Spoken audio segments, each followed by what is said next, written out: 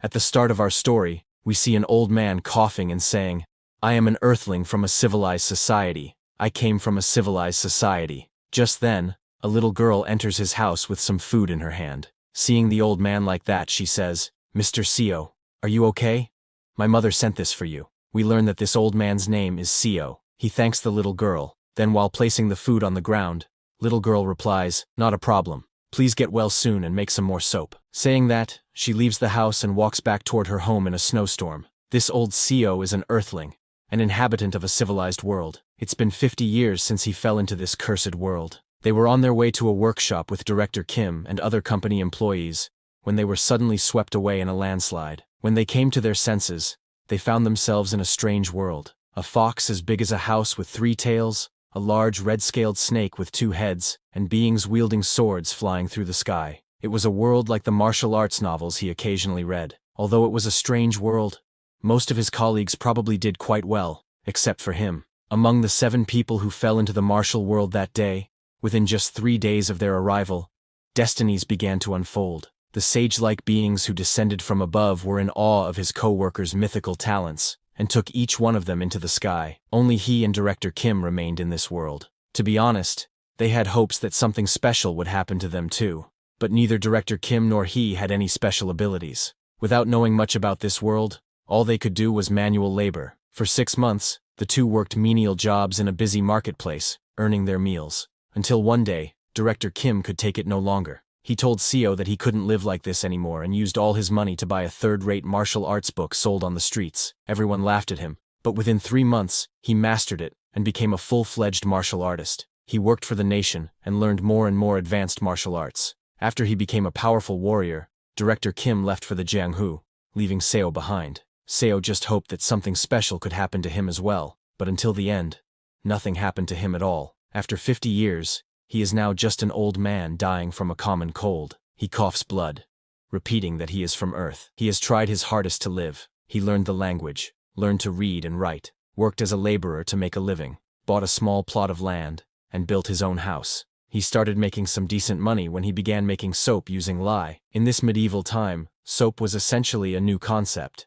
However, even that ended after some thieves stole the method of making his soap and started producing their own. These thugs booted Seo out of the market. Now he is waiting for his death. Having been rejected by this world, a frustrated Seo asks the world, "What do you want from me? Even though I tried my hardest, what must I do?" He starts crying, asking why he couldn't have been selected even if he was not special, and why he has to continue losing everything. Now Seo no longer has the energy to keep his eyes open. As his eyes start to close, he hopes that if he just had a bit more power, maybe, just maybe, he might have had more opportunities. Lying on his bed, sick with a cold, Seo's life ends. That was how he died, and how, with a bright light, he opened his eyes again. He slowly looks down at his body. It's not a hand full of wrinkles and lines. It is a young hand, full of vitality and life. He was wearing something clearly different from the clothes of this world, the blue shirt and sweatpants he had worn on Earth. He looked around, trying to grasp the situation.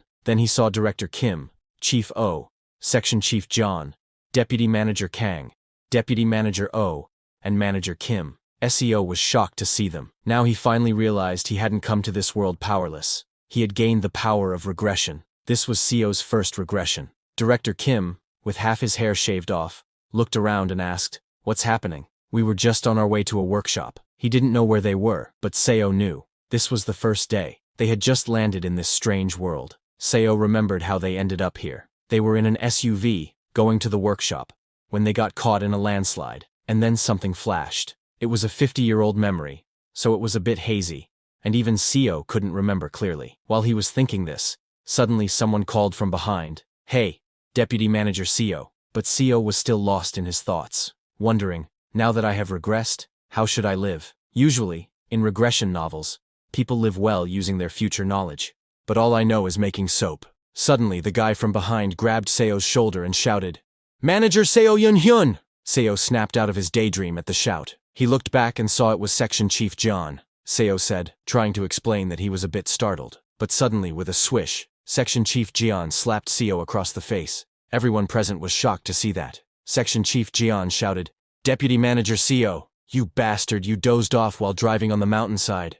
You almost got us all killed. SEO stood there dazed from the slap. He had forgotten this deputy manager title. It was a title he hadn't heard in so long that he didn't realize Section Chief Jian was referring to him. Section Chief Jian looked at Seo angrily and asked, Manager Seo, do you want to lose your job the moment we get back? Hearing that, Seo remembered the face he hadn't seen in a long time. Section Chief Jeon Myung-hoon. He was the nephew of Jeon Myung-cheol, the executive director of the company Seo worked for. At 32, he had already snagged the section chief position through nepotism. When Jeon Myung-hoon was about to charge at Seo in anger, Chief Oh stood up and stopped him. He told Jeon it was enough because that landslide wasn't something Deputy Manager Seo could have done anything about. But Jeon shouted again, asking, Aren't you angry, Chief Oh? This insane jerk was dozing off. That's why we're in this situation. Hearing that, Seo remembered that he definitely had dozed off while driving. But the reason he was dozing off was because John had dumped all his work on Seo the day before the workshop. The work John had been putting off, forcing Seo to stay up all night. Thinking about it again, Seo also remembered that originally, the one in charge of driving was Jian. Originally, he was supposed to drive. Pointing at Seo, Jian shouted, This stupid bastard! We're stranded because of him.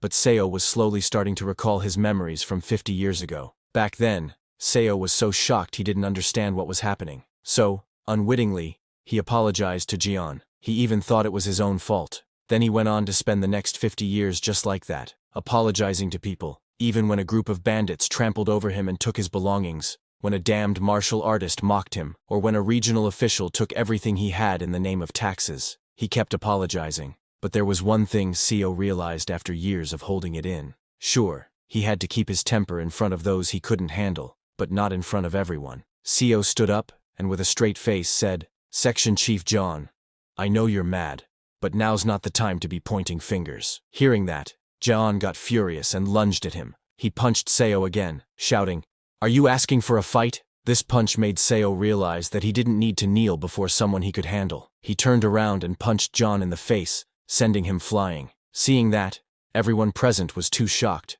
They could not believe their eyes. Seo continued punching John. In his past life, Seo had been beaten up by martial artists countless times. He was beaten up by bandits while gathering herbs in the mountains, by more bandits during years of bad harvest, and even by officials because he couldn't pay his taxes. Now, Seo sat on Jian, not giving him even a chance to fight back. Seeing this, everyone froze in their place, not knowing what to do. In that world of violence, Seo was able to gain something that these people lacked.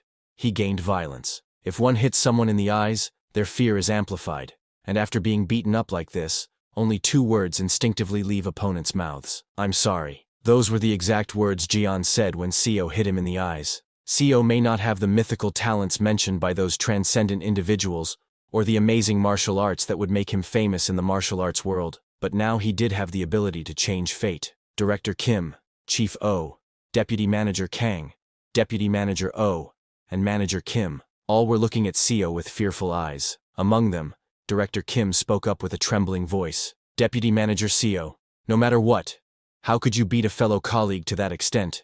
Seo didn't argue and immediately accepted it, saying, Yes, you're right, Director Kim. I just got so angry at the moment. I apologize for startling everyone. Since Seo would never see any of the others again anyway, he bowed neatly to Director Kim and the other employees and apologized, saying that since he was the one driving, he was sorry for not doing more at that time. Director Kim told Seo that sure, Section Chief Jian had been a bit harsh, and Seo couldn't really have done anything about the landslide. Even then, Jian overreacted. He asked Seo to apologize to Jian directly. Knowing he would continue seeing Director Kim, Seo followed his words because Director Kim would become one of the strongest martial artists there once he started learning. If Seo supported him as much as he could in this life, he was sure he would get something out of it too. That meant he needed to get on Director Kim's good side now. Seo turned to Jian, and while offering a helping hand, apologized, saying his reaction was not warranted. Jian, whose face was swollen from Seo's beating, looked angry and was about to crush him, but he stopped after seeing Seo look at him with dead eyes and no fear. After everyone calmed down, Director Kim looked toward the forest and suggested, Why don't we try to get out of these woods and look for a village? Seo agreed because that was the logical thing to do, but he knew that here, immortals flew wild, trying to secure their immortality, and the only rule that reigned in this land was, the strong devours the weak. The people of this place, the Murim, fought with swords for wealth and honor. This forest's name was Ascension Path. There was no village, city, or nation anywhere around here. SEO suggested to Director Kim, since the sun is going to set soon, why don't we set up a shelter somewhere safe? Director Kim thought CEO's suggestion was right but asked, what about the car? There's quite a lot of things in there that we packed for the workshop. In that car, there were many things they could use, but only CEO knew they wouldn't be able to find the car. He also knew they wouldn't believe him. So, he decided to just let them look for the car instead of wasting his energy trying to convince them. He suggested that they should split up then. One team could look for shelter, and the other could look for the car. They would meet back here before it got completely dark. After a few hours, CEO started a fire in a cave near the place they first arrived. While eating, a black-haired girl told the others that she didn't get it. We were caught in a landslide while we were in a car, so how did we end up here while the car is gone? Director Kim agreed with the girl, saying he didn't get it either. Everyone was sitting around the fire eating, pointing at the food. A girl commented, "This tastes like chestnuts." Hearing that, CEO asked her if it was crunchy. He told them he had a lot of it, so they could have as much as they wanted. Hearing that, Director Kim laughed and said, "It's a pretty serious situation, but thanks to Manager Seo, we're having fun." He praised Seo, saying, "I knew you were this dependable even back in the company." While everyone was eating, Seo noticed Jaeon sleeping in a corner, refusing to eat anything. Director Kim spoke a little louder so John could hear. "Manager Seo, if I remember correctly, you were tired while driving because you had to work late yesterday." Others agreed with Director Kim. A brown-haired girl told Director Kim, "Their manager is really diligent." A red-haired girl also praised CEO, saying, "It feels like we're camping thanks to this cave manager CEO found." CEO knew they were right, because in his past life, they only found this place after being lost in the woods for hours. But he acted modest, and told them he was just lucky. Hearing that, everyone laughed and told Seo he could just take the compliment. CEO also thought that he should enjoy this moment because tonight would be the last time they could laugh like this. The next morning, trembling in fear, CEO offered his greetings to the Lord of the Forest. The Lord of the Forest he was greeting was a huge seven-tailed fox with red glowing eyes. The fox looked at Seo and with a smile said, "You have quite a unique scent for a human. Despite having lived thousands of years, I have never smelled humans like you." Hearing the commotion outside, the black-haired girl woke up. She came outside and asked Seo what had happened, but when she saw the huge fox, she got scared and screamed. Hearing her scream, others also woke up and came out of the cave. When they saw the huge fox, they too got scared and screamed. Hearing them, Seo looked back and shouted, telling them to show their manners to the Lord of the Forest and get on their knees. Hearing Seo, the seven-tailed fox said, "Every time I come across you humans, I am reminded how foolish and rude you all are." It told them that it would usually rip off all their limbs, but since one of them seemed to know how to treat him, he would forgive them. With that being said, they must pay the price for being in his territory. If one of them offers him an arm, he will let them stay here. Hearing the fox talk, everyone was already too scared, and after listening to its demands, they became even more terrified. Seo was also very scared because in his past life, everyone who saw this monster screamed in panic, and they all ended up dead, having angered the fox.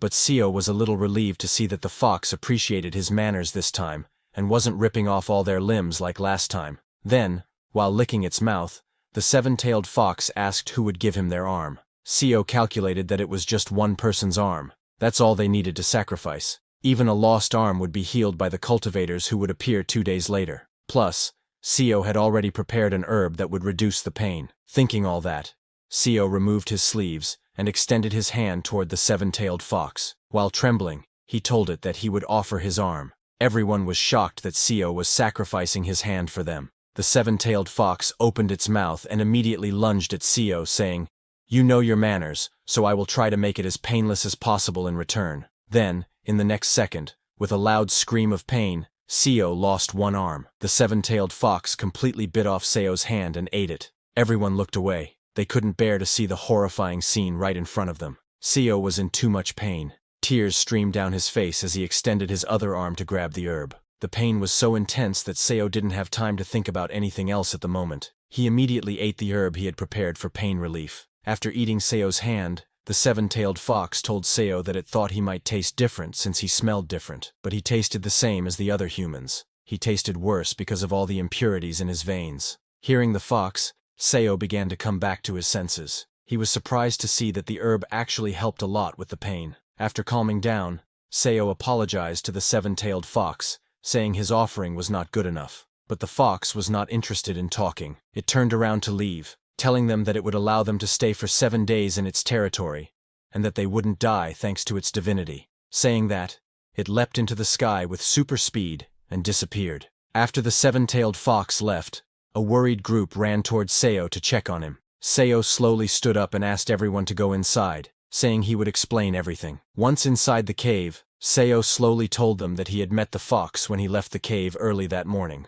The fox told him that they were in Murim. Everyone was shocked to hear they were in Murim. Director Kim asked Seo if he meant they were really in Murim because it was unbelievable. Seo said it didn't matter, and told them they would be safe for a week since he had given up his arm. Hearing that it was just a week, Director Kim asked Seo what would happen after that. Breathing heavily, Seo told Director Kim that they would need to give up something else the following week. Hearing that, everyone was stunned. As the herb's effects kicked in, Seo started to get sleepy. He told the others that he was getting sleepy and would rest a bit, hoping they would understand. Saying that, he fell asleep right there. Then, 15 hours later at night, Seo woke up alone in the cave. He heard his colleagues talking outside. They were all angry at Jian, asking him how he could say that Manager Seo sacrificed his own arm. Jian argued back, asking, then who wants to give up their arm and leg every week? But Chief O told Jian that Manager Seo was very useful, since he was the one who provided them food and shelter. Then Jian suggested they should learn as much as they could from Seo in a week, adding that since Seo had already lost an arm, he wouldn't last long anyway.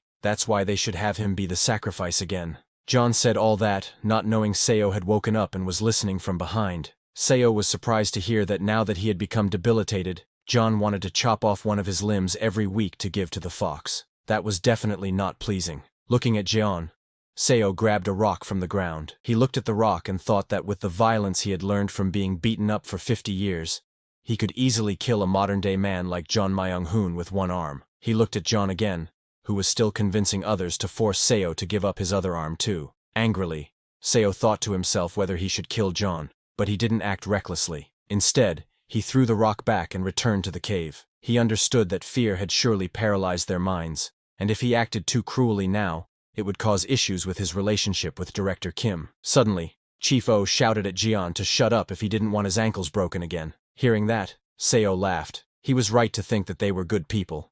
It was just a confusing situation for everyone. The next day, as the sun rose, everyone gathered in front of the cave. This time, a 2-headed snake appeared before them. But unlike the fox who had eaten Seo's arm, the 2-headed snake only requested a small amount of blood. It was the very same snake that had sucked out Chief O's blood, who had lost his limbs in his last life. Hearing that it was just a small amount, nervous Chief O put his own arm forward this time, but after drinking Chief O's blood, the snake vomited, saying, "This is disgusting. This is the worst human blood I have ever had." Hearing that, Chief O got furious, but Seo knew it was the blood of a 21st century worker, drenched in nicotine and cholesterol. No wonder it tasted gross. Seo then turned around and asked John Myung-hoon to come with him to pick some herbs. Hearing that, John was shocked, and asked Seo if he had just called him by his full name, but Seo didn't reply. Instead, he asked if John was hungry. John said he was. Seo walked toward John and said, "I will tell you about the fruits and edible herbs, so follow me." Seo got closer and whispered to Jian that he planned to give his arm to the fox next week as well, and if he died, someone needed to know how to survive in this forest. Hearing that, Jian got very scared. Realizing that Seo had heard everything last night, he had no choice but to thank Seo and agree to go with him. Hearing his thanks, Seo laughed inside because only he knew the fox wouldn't be coming back, and Jian would never make use of this knowledge. As both of them arrived at a place full of fruit trees, Seo shouted, "John Myung-hoon, how many times do I need to tell you that that's the wrong fruit? Concentrate." Seo said sorry while picking a red fruit. Seeing that, Seo told him that fruit would get him killed. This continued for hours, as Seo gave orders to Jian, and Jian had to follow them. Jian started to get exhausted, and asked Seo to hold on, saying he needed a break. He had been digging non-stop to get these herbs. Seeing his condition, Seo laughed inside because this was how Jian used to punish him when he first entered the company. Seo told Jian that they needed to finish before dusk, so they should hurry up. Slowly, time passed, and both continued doing their part. Then suddenly, John dug out a very large ginseng. John was shocked to see it. He held it in his hand and said, "This thing is massive." He asked Seo if this was natural ginseng. Seo told him it was something like that. Seo knew that while it did resemble ginseng, to be precise, it was a yellow bamboo root. It might be because the ascension path was so full of energy, but yellow bamboo roots, which are typically as small as a pinky finger, grew to this size here. SEO knew it wouldn't be of much use to cultivators, but it was an extremely precious medicine for martial artists used to increase ki, and it should help Director Kim. While talking, they found 2 more right there. Amazed, Jian asked Seo if it was okay to dig up this much wild ginseng. Seo, of course, said yes, and told him to take off his shirt and place them in it. Seo looked at the setting sun and a crack in space. Seeing that, Seo realized it was almost time for those cultivators to come. He asked Jian, "Let's head back."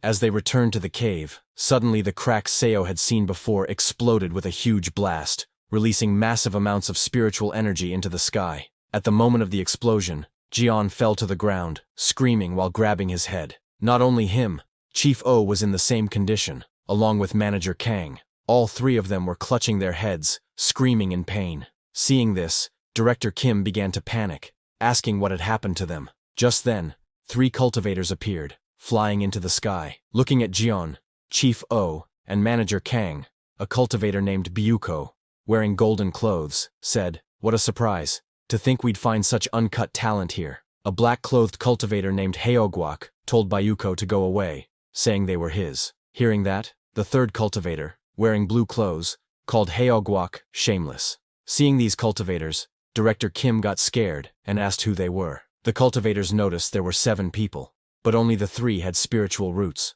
The rest were just normal mortals. Then Byuko raised his hands and created a ball of lightning. He struck Jian with it, and Jian screamed in pain as thousands of bolts of lightning entered his body. When Byuko stopped, he was amazed to see how incredible Jian's body was. It was the body of heavenly golden thunder. Then Haogwak came forward, telling Byuko to move because it was his turn. Haogwak was holding a musical instrument, and as he started playing, Manager Kang, who was covering her ears, suddenly began screaming in pain. But it wasn't a normal scream. It was so loud that the whole forest echoed. Seeing that, Haogwak got too excited, realizing that Manager Kang had the ghostly yin transforming immortal root. He hadn't thought such a thing really existed. Then it was the 3rd cultivator's turn. He landed on the ground and, grabbing Chief O's shoulder, injected his spiritual energy into him. He checked Chief O's body and found that it was a unique holy body. Chief O was too shocked, asking the cultivator what was going on. The cultivator smiled and declared that he would take all 3 of them as disciples of the Azure Heaven Creation sect, because all 3 had the talent to change the entire world. With a deep voice, he asked Chief, "How does that sound?" Chief O was terrified in the cultivator's presence. He couldn't even breathe. He was confused, wondering what this force was, and felt like he would die if he refused. Suddenly, Haogwak came down and asked Chief O to join the Black Ghost Valley instead, saying they had every cultivation method, immortality, the power to overturn the heavens, fame, and wealth. He promised to ensure they would get all of those things within 100 years. Suddenly, Byuko also came down and asked Haogwak what he was saying, claiming that the Golden Divine Heavenly Thunder sect was the most suited for them. While they were talking, Director Kim intervened and asked the cultivators if they could get them out of this forest, because at this rate, they would all die there. But the cultivators completely ignored him. Byuko took out a bottle and opened its cap, saying, "Mortals worry too much. How did you get to the ascension path with such a worthless body?" Saying that, he pointed the bottle's mouth toward John, and the bottle sucked John inside. John could only scream for help. Then the blue-clothed cultivator took Chief O and looked at Seo. He smiled and said, "Seems like one of them lost an arm to that fox," and seeing the wound, he offered it up himself. He used his spiritual power to heal Seo's hand, telling him that he may be a mere mortal, but he had guts. Seo's whole hand grew back, and he thanked the cultivator. Haogwak also took Manager Kang with him. Then all 3 cultivators flew back into the sky, and while leaving, told Seo that they had captured all the beasts and monsters of the ascension path on their way here, so it would be safe here for the next 10 years. Seeing them leave, Director Kim chased after them, asking them to hold on and to tell them where to go, because they didn't even know which way to take to leave. He called out to Section Chief John, Chief O, and Deputy Manager Kang, but it was no use. The cultivators flew into the sky and disappeared. Seeing them go, Seo was very disappointed, but it was no use because the same thing had happened 50 years ago. No matter how hard they shouted, those cultivators ignored them like insects and continued on their way. Seo was a little relieved that at least they had healed his arm. While chasing after them, Director Kim ran out of breath and fell to the ground asking, "What do you want us to do?" In a forest like this, but before he lost all hope, Suddenly Director Kim saw many beams of light flying in the direction those cultivators had gone. Seeing that, he got confused and asked, "What are all those lights in the sky? Is there something in that direction?" But Director Kim could not leave his team behind, so he returned. The next day, it was a rainy day with lightning striking all around. All four, Deputy Manager O, Manager Kim, Manager Seo, and Director Kim, were hiding in the same cave. But Deputy Manager O's condition was not good. She was coughing up blood while lying on the ground. Manager Kim asked Seo if there was some kind of herb they could use because Deputy Manager O was in terrible condition. She was panicking, not knowing what to do. Knowing the future, Seo told Manager Kim, "Let's wait a little longer. Someone might appear and heal her." Hearing that, Manager Kim got confused. Suddenly they heard someone's footsteps. Someone entered the cave and said, "Mortals in the ascension path are like ants, suffering among the competition between dragons." Seeing that man, Director Kim jumped right in front and asked, "Who are you?" The person smiled and said, "I am the Sea Dragon King, Seo Hueol." The Sea Dragon King, Seo Hueol, told them that Deputy Manager O was controlling the storm outside. Hearing that, everyone was shocked. The Sea Dragon King explained that the storm suddenly appeared out of nowhere, so he came to look for its cause. Pointing at Deputy Manager, he said that the lady lying over there must have used the sorcery of the storm. The Sea Dragon King was amazed because she was an ordinary woman without even a trace of cultivation. So how could she wield such overwhelming power? Additionally, she was not even doing it consciously, which was very strange. Hearing that, Seo told the Sea Dragon King that actually, they were the confused ones. They had only been in this place for a short time, yet one after another, powerful people like him appeared and took away their companions. Hearing that, the Sea Dragon King couldn't control his laughter. He asked Seo if he was saying that among his colleagues, there were a few with extraordinary potential, and then, as if prearranged, powerful cultivators showed up and took them away. And now, here he was, conveniently appearing in front of this woman. Seo told the Sea Dragon King, "That's exactly what happened." Looking at Seo, the Sea Dragon King smiled and asked, "Dear mortal, do you know where we are?" He told Seo that this place was known as the Ascension Path, or the Path to Ascension. It was a key gateway that leads to the upper realm. In just a few months, a dimensional rift called the Ascension Gate would open right around here. It happens once every 1,000 years. Countless high-level cultivators and spiritual beings would have already begun gathering around the path to ascension to ascend to the upper realm. So, isn't it quite likely that cultivators like him would appear near them? Hearing that, Seo finally understood everything. Then Director Kim told the Sea Dragon King that those cultivators said they were taking his colleagues to join their sects, and if they were ascending to the upper realm, how could his colleagues join them? Hearing that, the Sea Dragon King told them it might be hard for mortals like them to understand. He took out a bottle similar to those the cultivators had, and explained that there was a technique among cultivators used to shrink large objects and store them inside magical tools like this. Those cultivators would have likely stored their sects inside items like these. Their goal was to ascend to the upper realm, along with their entire sect when the Ascension Gate opened. The Sea Dragon King told them that, in fact, he too had packed one of the undersea castles of his Sea Dragon clan inside this very item. Inside it, 1,800 sea dragons lie dormant. Hearing that, Seo and Director Kim's jaws dropped in shock. The Sea Dragon King patted Deputy Manager O's head, saying she was how peculiar and intriguing. If she were to join the Sea Dragon clan, she could become something extraordinary. Seeing him patting the unconscious Deputy Manager O's head, Director Kim jumped to stop the Sea Dragon King, but the next second he fell to his knees as a very powerful force pinned him to the ground. When Director Kim tried to fight that force, it increased every time, putting more pressure on him. The one putting that pressure was the Sea Dragon King. He lifted Deputy Manager O in his hand, and told Director Kim that he would give Deputy Manager O his blood and accept her as his kin, and that would be best for all of them. He also gave one more piece of advice. Looking at Director Kim with his green glowing eyes, he warned him not to casually ask high-level cultivators questions.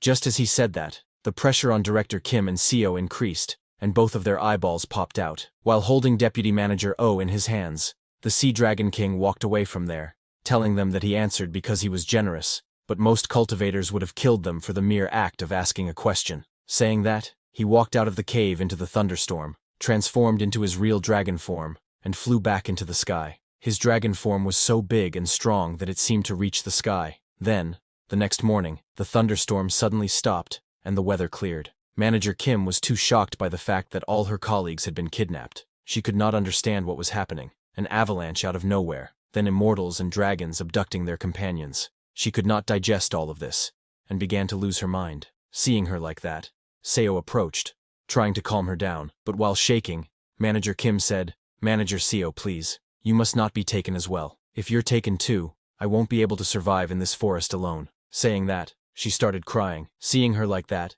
Seo wanted to reassure her that he would not leave her, but he knew that unfortunately, their time was up. Just then, Manager Kim felt something in her head and screamed. She fell to the ground, grabbing her head, and told Seo that something was coming. Seeing her screaming, Director Kim came running and asked, "What's wrong with her now?" Suddenly the whole jungle went wild.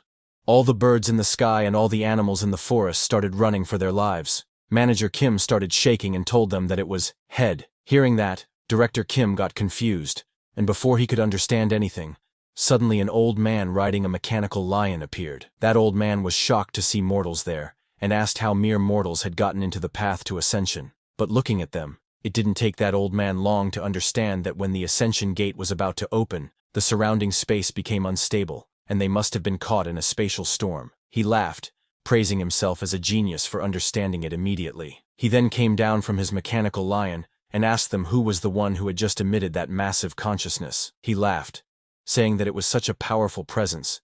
He had thought a sage from the upper realm had descended. Looking at Deputy Manager O's condition, he asked if it was her. Director Kim came forward and stopped the old man, saying, "Manager Kim is our colleague." But with just one swing of his finger, the old man sent Director Kim flying to one side. Seeing that, Seo immediately jumped to catch Director Kim to protect him. He caught Director Kim but was also sent flying, crashing to the ground. Director Kim was uninjured and thanked Deputy Manager Seo, but Seo didn't respond. Seeing that, Director Kim panicked and helped Seo up. To their surprise, Seo's whole back was exposed and injured because of crashing on the ground. Director Kim was shocked seeing that and asked Seo if he was all right. Seo, in a slow voice, told Director Kim he was okay. On the other hand, the old man went to Deputy Manager O and grabbed her by the chin, asking, "Let me take you in. You don't have any spiritual root, but I can awaken it for you with my power." The old man wondered what would happen if such a strange consciousness evolved into a cultivator's divine consciousness. Hearing that,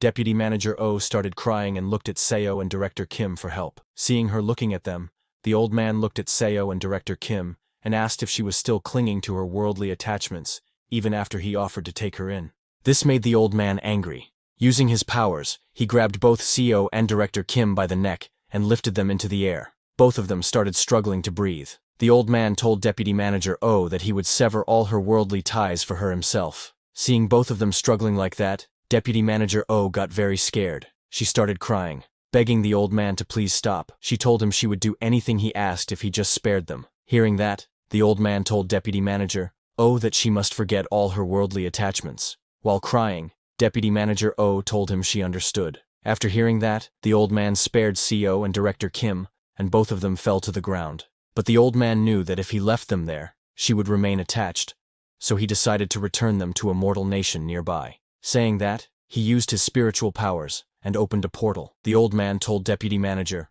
O that both of her colleagues would be randomly scattered through a dimensional rift, and not even he knew where they would land. Just as he said that, the huge portal opened and started sucking both Seo and Director Kim inside. Director Kim was immediately sucked into the portal before he could even understand what was happening, while Seo, before getting sucked in, used all his power to grab the herbs he had collected the previous day. Then both of them got sucked inside. Deputy Manager O, at the opening of the portal, was crying for them. As the portal closed, everything turned black. Suddenly, a whole crowd's voices filled their ears. A street vendor's voice came, saying, "We have the finest silks in Yangguo. We have newly arrived scriptures from Shengji." Both Seo and Director Kim were lying unconscious on the ground. Seo was the first to regain consciousness. As he stood up, he looked ahead and saw that he was in an alleyway with many people walking down the street ahead. Seo didn't recognize this place and wondered where he was. The reason he didn't recognize it was that in his previous life, he hadn't fallen into a place like this. He slowly stood up, realizing that the immortal had been telling the truth, that where they landed was random. As Seo walked out of the alleyway, he found that this path felt familiar for some reason. Looking around, he finally understood that this was the place he had once lived in for those 50 years. There was a huge 10-story building right in front of Seo. Seeing that building, he finally recognized that this was the capital of Yangguo, Seokyeong City. After witnessing the scene outside, Seo returned to Director Kim and woke him up. Director Kim was very exhausted, and told manager Seo that he couldn't keep up with what was going on anymore. Sitting beside Seo, he told Director Kim he felt the same way. It would be nice if this was all just a dream. Director Kim couldn't believe that it was just the two of them left behind, but he thought he should be relieved that they weren't taken by those monsters. Seo just looked at the confused Director Kim and didn't say anything, because even he didn't know about this. He may have regressed, but in his past life, he was nothing but a powerless herb gatherer. Seo then told Director Kim that they couldn't stay in this alleyway forever, so why didn't they get out of here? Director Kim said, "All right," and both of them left the alleyway. But as they came out, all the people of that place started staring at them while talking in some unknown language. Hearing those people, Director Kim got very confused. He asked Seo, "What are they saying? It sounds like Chinese. Why are the people whispering while looking at us?" Seo told Director Kim that some people were saying the clothes both of them were wearing looked funny. Hearing that, Director Kim was shocked. Seo smiled and told him not to worry because he knew a bit of Chinese. Director Kim wanted to ask him something, but seeing Seo's injured back, he didn't ask and said, "That's great." Seo said that, but in reality, he lied to Director Kim. The language those people were speaking was not Chinese. Other than the fact that they used the same characters, it sounded completely different. In his past life, Seo had to endure the mockery of beggars for 2 months, just to learn the basics of the language, but now, there was no need for that. Seo took out the herbs he had collected earlier and asked Director Kim if they should get some new clothes. Hearing that, Director Kim was confused and asked how, because he felt like the people of this place wouldn't accept their money. Seo didn't explain to Director Kim, and just took him to the city's medicine hall. The owner of the medicine hall was shocked to see the ginseng, and asked Seo if he was really letting them buy such precious herbs. Seo acted tough, and told the owner that those yellow bamboo roots were at least 800 years old. The owner said, "Of course," and told him that the roots should be worth about 15 silver ingots. Hearing 15 silver ingots, even Seo got nervous because he had never had that much money in his past life. But he didn't lose his composure and asked the shop owner to hurry up and take the money. The shop owner said yes, and immediately gave Seo the money. After leaving, Seo and Director Kim first bought some clothes, and then bought a house in the city. Director Kim was shocked to see the house they were going to live in. Seo said yes, and told Director Kim that from today onward, he would teach him the language of this place. Hearing that, Director Kim got very happy, and thanked manager Seo. Seo made it seem like there was no problem, but after bribing some guys for identity plaques and buying the land and house, they only had 1 silver ingot left. He guessed it was because they were in the capital, and that's why everything was so expensive there. While Seo was looking at the money, Director Kim noticed Seo's back. Even after wearing new clothes, because of the injuries on his back, his new clothes had turned red. Seeing how much Seo had helped him, Director Kim suggested to Seo that since they were in a whole new place now, why didn't he just call him by his name? Surprised to hear that, Seo told Director Kim that he was fine with that. Director Kim smiled and thanked him while calling him by his full name, Seo Yun-hyun. Then at night, after settling down in the house, Seo explained to Director Kim that the reason he was able to get all that money was because he sold those herbs. Pointing at the 2 remaining ginseng roots right in front of him, Seo told Director Kim that they wouldn't have a source of income if they ran out of herbs, so they needed to figure out a way to bring in money. Hearing that, Director Kim looked at the ginseng and wondered how. Suddenly, he got an idea and suggested to Seo that they use the silver they would get from selling the rest of the herbs to start a business. It was a good plan. Seo knew that with all the money they could get from this, as well as Director Kim's skill set from having been a director in a mid-sized company, they should be able to make a living. But that wasn't enough. Seo thought that since he had regressed, why not dream bigger? He knew that Director Kim was a martial genius, who, after reading some third-rate martial arts books sold on the streets, became a martial master in just a few months. Once he learned more advanced techniques, he became one of the most powerful martial artists in the Jianghu. But what if he were to learn advanced martial arts from the start? Seo might be able to bring forward the birth of the greatest swordsman in the Jianghu by at least 30 years. Thinking all that, Seo smiled and decided he was going to benefit as much as he could while working for him. He told Director Kim that this was Murim, a world of martial arts. This attracted Director Kim's attention. Seo told Director Kim that who knows when the gangs of the Jianghu might come for them if they set up a business. So shouldn't they at least learn a bit of self-defense? Director Kim's face lit up hearing the words, martial arts, but he knew they didn't teach people outside the sects their martial arts. So he asked Seo how they would learn. Seeing his excitement, Seo smiled because, as a well-known Murim novel nerd, he knew Director Kim would be interested. He explained to Director Kim that in this city, there are 7 famous sects. Among them, the demon-slaying sect, self-binding temple, suppressing birdhouse, and the 7 mysteries sect are on the orthodox side of the Jianghu, whereas the Wolf Fang Gang, the Dark Knight Association, and the dragon-fighting stronghold are considered unorthodox. The people call them the 4 stars and the 3 demons. The demon-slaying sect mainly learns sword and blade techniques. The self-binding temple is a Buddhist sect, while the suppressing birdhouse is like the Hao sect. They focus on intelligence. The 7 mysteries sect has a very long history and teaches all kinds of martial arts. On the other hand, there isn't much information known about the 3 demons. It is said they are proficient in stealth techniques and sorcery, and do a lot of illegal things. After explaining everything, Seo asked Director Kim which sect he liked best. Without a second thought, Director Kim chose the demon-slaying sect, adding that a martial artist should wield a sword, and a man should learn blade techniques. Hearing his choice, Seo thought this was fitting for the man who was called the best swordsman in his past life. But Director Kim was confused, and asked Seo how he knew all this. Seo laughed and told Director Kim that he had been eavesdropping on some martial artists talking earlier. Then, 3 months later, Seo and Director Kim went to the demon-slaying sect, but the guards stopped them, asking what brought them there. Seo introduced Director Kim as his older brother, and told the guards that they had heard about how famous the demon-slaying sect was, and came wishing to learn martial arts. The guard of the demon-slaying sect was a very strict, muscular guy. He looked at Seo and Director Kim's clothes, and thought they looked like they had a decent amount of money. But he told Director Kim that learning martial arts at his age would be difficult.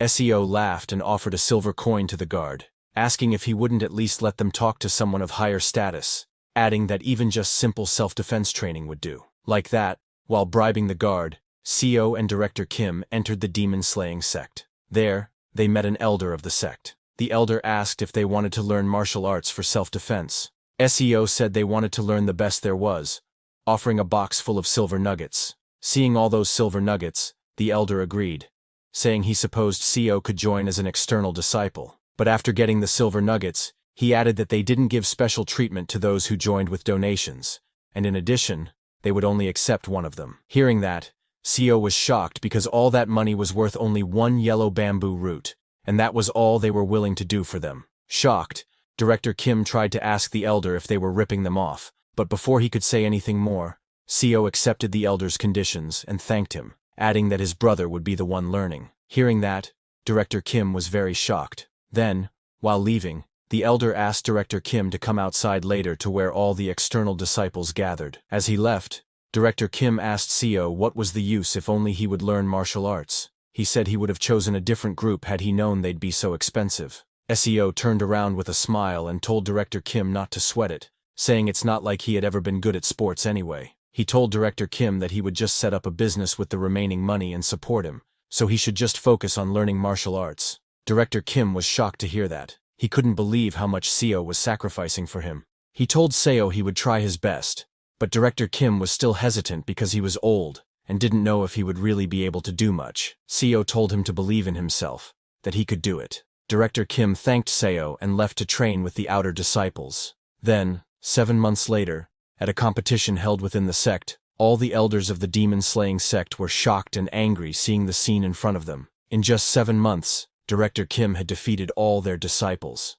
The elders were very angry, asking how some outsider from nowhere defeated all their beloved disciples in just 7 months. The demon-slaying sect was in an uproar. To master a martial art means to understand the true meaning that the martial art holds, and to physically attune to it. A third-rate warrior who understands the meaning of a martial art can become second-rate if they merge it into their own understanding. To advance from there, one needs more than double the amount of understanding compared to before, along with equally more time and effort. But sometimes, people with enough talent seem to laugh at typical levels of understanding and speed through many stages at once. The demon-slaying sect is full of such talented martial artists, the great sect of Seokyeong City. However, an outsider has come to defeat the direct disciples of that great sect. Within 7 months, Director Kim became a first-rate warrior who had completely mastered the absolute dragon saber technique of the demon-slaying sect. The Grand Elder of the demon-slaying sect was furious seeing Director Kim because he knew it was impossible to reach first-rate with just half a year of learning martial arts. The level of first-rate is a stage only attainable with the collaborative efforts of many skilled martial artists. On top of that, Director Kim was an outsider learning in their sect. To others, it would seem that their tradition had knelt to that one man. The Grand Elder immediately ordered the sect guards to capture Director Kim. Like that, Director Kim was captured and put in a house guarded by hundreds of guards. But now, even Seo was captured. He knew that because an outsider had gained skills befitting an elder of a sect within 7 months, the sect was in chaos. In such a ridiculous situation, Director Kim was imprisoned in his quarters, suspected of being a spy of another sect. However, Seo didn't know why he was also considered a suspect when he didn't know martial arts. Seo asked Director Kim, who was practicing his sword techniques, if he wasn't worried. Director Kim laughed and asked Seo what he should worry about. Seo told him it was about them suspecting him as a spy. In martial arts novels, they typically destroy one's ki core, or even cut off their ki flow. Director Kim admitted that it was true, but told Seo that for some reason, he thought he was approaching the next wall, and if he crossed it, he believed he could advance to the next stage. Seo was shocked hearing that and asked what kind of monster Director Kim was. It hadn't even been long since he had become a first-rate martial artist, and now he was already nearing the next stage. Seo knew that martial peak awaited after first-rate. That level was where most sect leaders of great sects or elders were at. In Yangguo, they were known as absolute masters, and there were only about 1,000 of them in the whole nation. The martial arts world never mentions the stage after that, so martial peak is essentially the last stage one can attain by learning martial arts. Seo realized that his assumptions were wrong. At this rate, the birth of the greatest swordsman in the world would be sped up by 40 years, not 30. Then, 7 days later, Seo and Director Kim were still in captivity. But during this time, Director Kim was not resting. He was practicing and meditating. After 7 days, all the energy he gathered turned into tree energy lotus flowers. Director Kim inhaled that lotus energy through his mouth. Seo was shocked to see those lotuses, because he knew that those were the flowers of qi that only appeared to peak martial artists, and 3 flowers gathered at the summit. After completely absorbing those qi flowers, Director Kim stood up and told Seo he had crossed the barrier, and now he was not so scared of the demon-slaying sect leader anymore. Hearing that, Seo laughed and told Director Kim that his talent far exceeded his imagination. Director Kim smiled and told Seo that he was also impressed by himself. He never knew he would have such talent. He mused that maybe this was why he always loved martial arts novels as a kid. Just then, an elder of the demon-slaying sect, accompanied by many guards, entered the house and announced, "Here comes Jim Young-hoon and his comrade." The elder took out a paper and told them they had orders from the sect leader to destroy the QE core of the spy who dared to steal the martial arts of the demon-slaying sect. Hearing that, Director Kim looked at the elder angrily, but Seo got scared and tried to explain. "We weren't spies, we were just..." Before he could finish, the elder punched Seo in the face, telling him to be silent because they had even heard the two of them speaking in a code-like language. He ordered the guards to restrain them, but before they could act, Director Kim pulled out his sword, and before anyone could react, cut down the elder's hand with lightning speed. The elder was shocked to see that, and also lost his sword. Director Kim pointed his sword at the elder, and told him that this was his first sect, and he wasn't a spy. However, a guard standing behind didn't listen, and jumped to attack Director Kim. Before his sword could even touch Director Kim moved with lightning speed and cut down the hands of all the guards in the room. Seeing that, all the guards started running away, realizing that he was a peak-level martial artist. They immediately went to inform the sect leader. Seeing them running away, Director Kim told Seo that he intended to visit other sects to train, and asked him what he would do. Seo immediately replied that he would accompany Director Kim, and suggested they go to the acclaimed unorthodox sect, the dragon-fighting stronghold. Hearing that, Director Kim laughed and told him to go ahead, and that they would meet there, adding that he would end the pursuit of the demon-slaying sect's elders and leader. Then, a few hours later, at the dragon-fighting stronghold's mountain range, Director Kim was standing on top of a cliff with his sword, and asked Seo what took him so long. Seo, breathing heavily after climbing for so long, laughed, and told Director Kim he was just too fast. While talking with Director Kim, Seo's attention was on the sword Director Kim was holding, which was soaked in blood. Seeing the sword, Seo thought that Director Kim used to call him Violence Out, until recently, but even if it was to survive, this world changed them into something else. Seo thought it'd be great if they could return, not to this martial arts world, but to everyday life on Earth. And if he were to regress, he wished he could just return to Earth. Thinking all that, Seo climbed the mountain and followed Director Kim, knowing that it couldn't be helped. Now that they were here, they needed to do what they could. After being betrayed by the demon-slaying sect, Director Kim took over the dragon-fighting stronghold. 2 years later, he toured each region of Yangguo to defeat various sects, and in the third year, he finally managed to destroy the emblems of every sect. Director Kim was known as the greatest martial artist under the heavens, and he used that fame to unite the sects,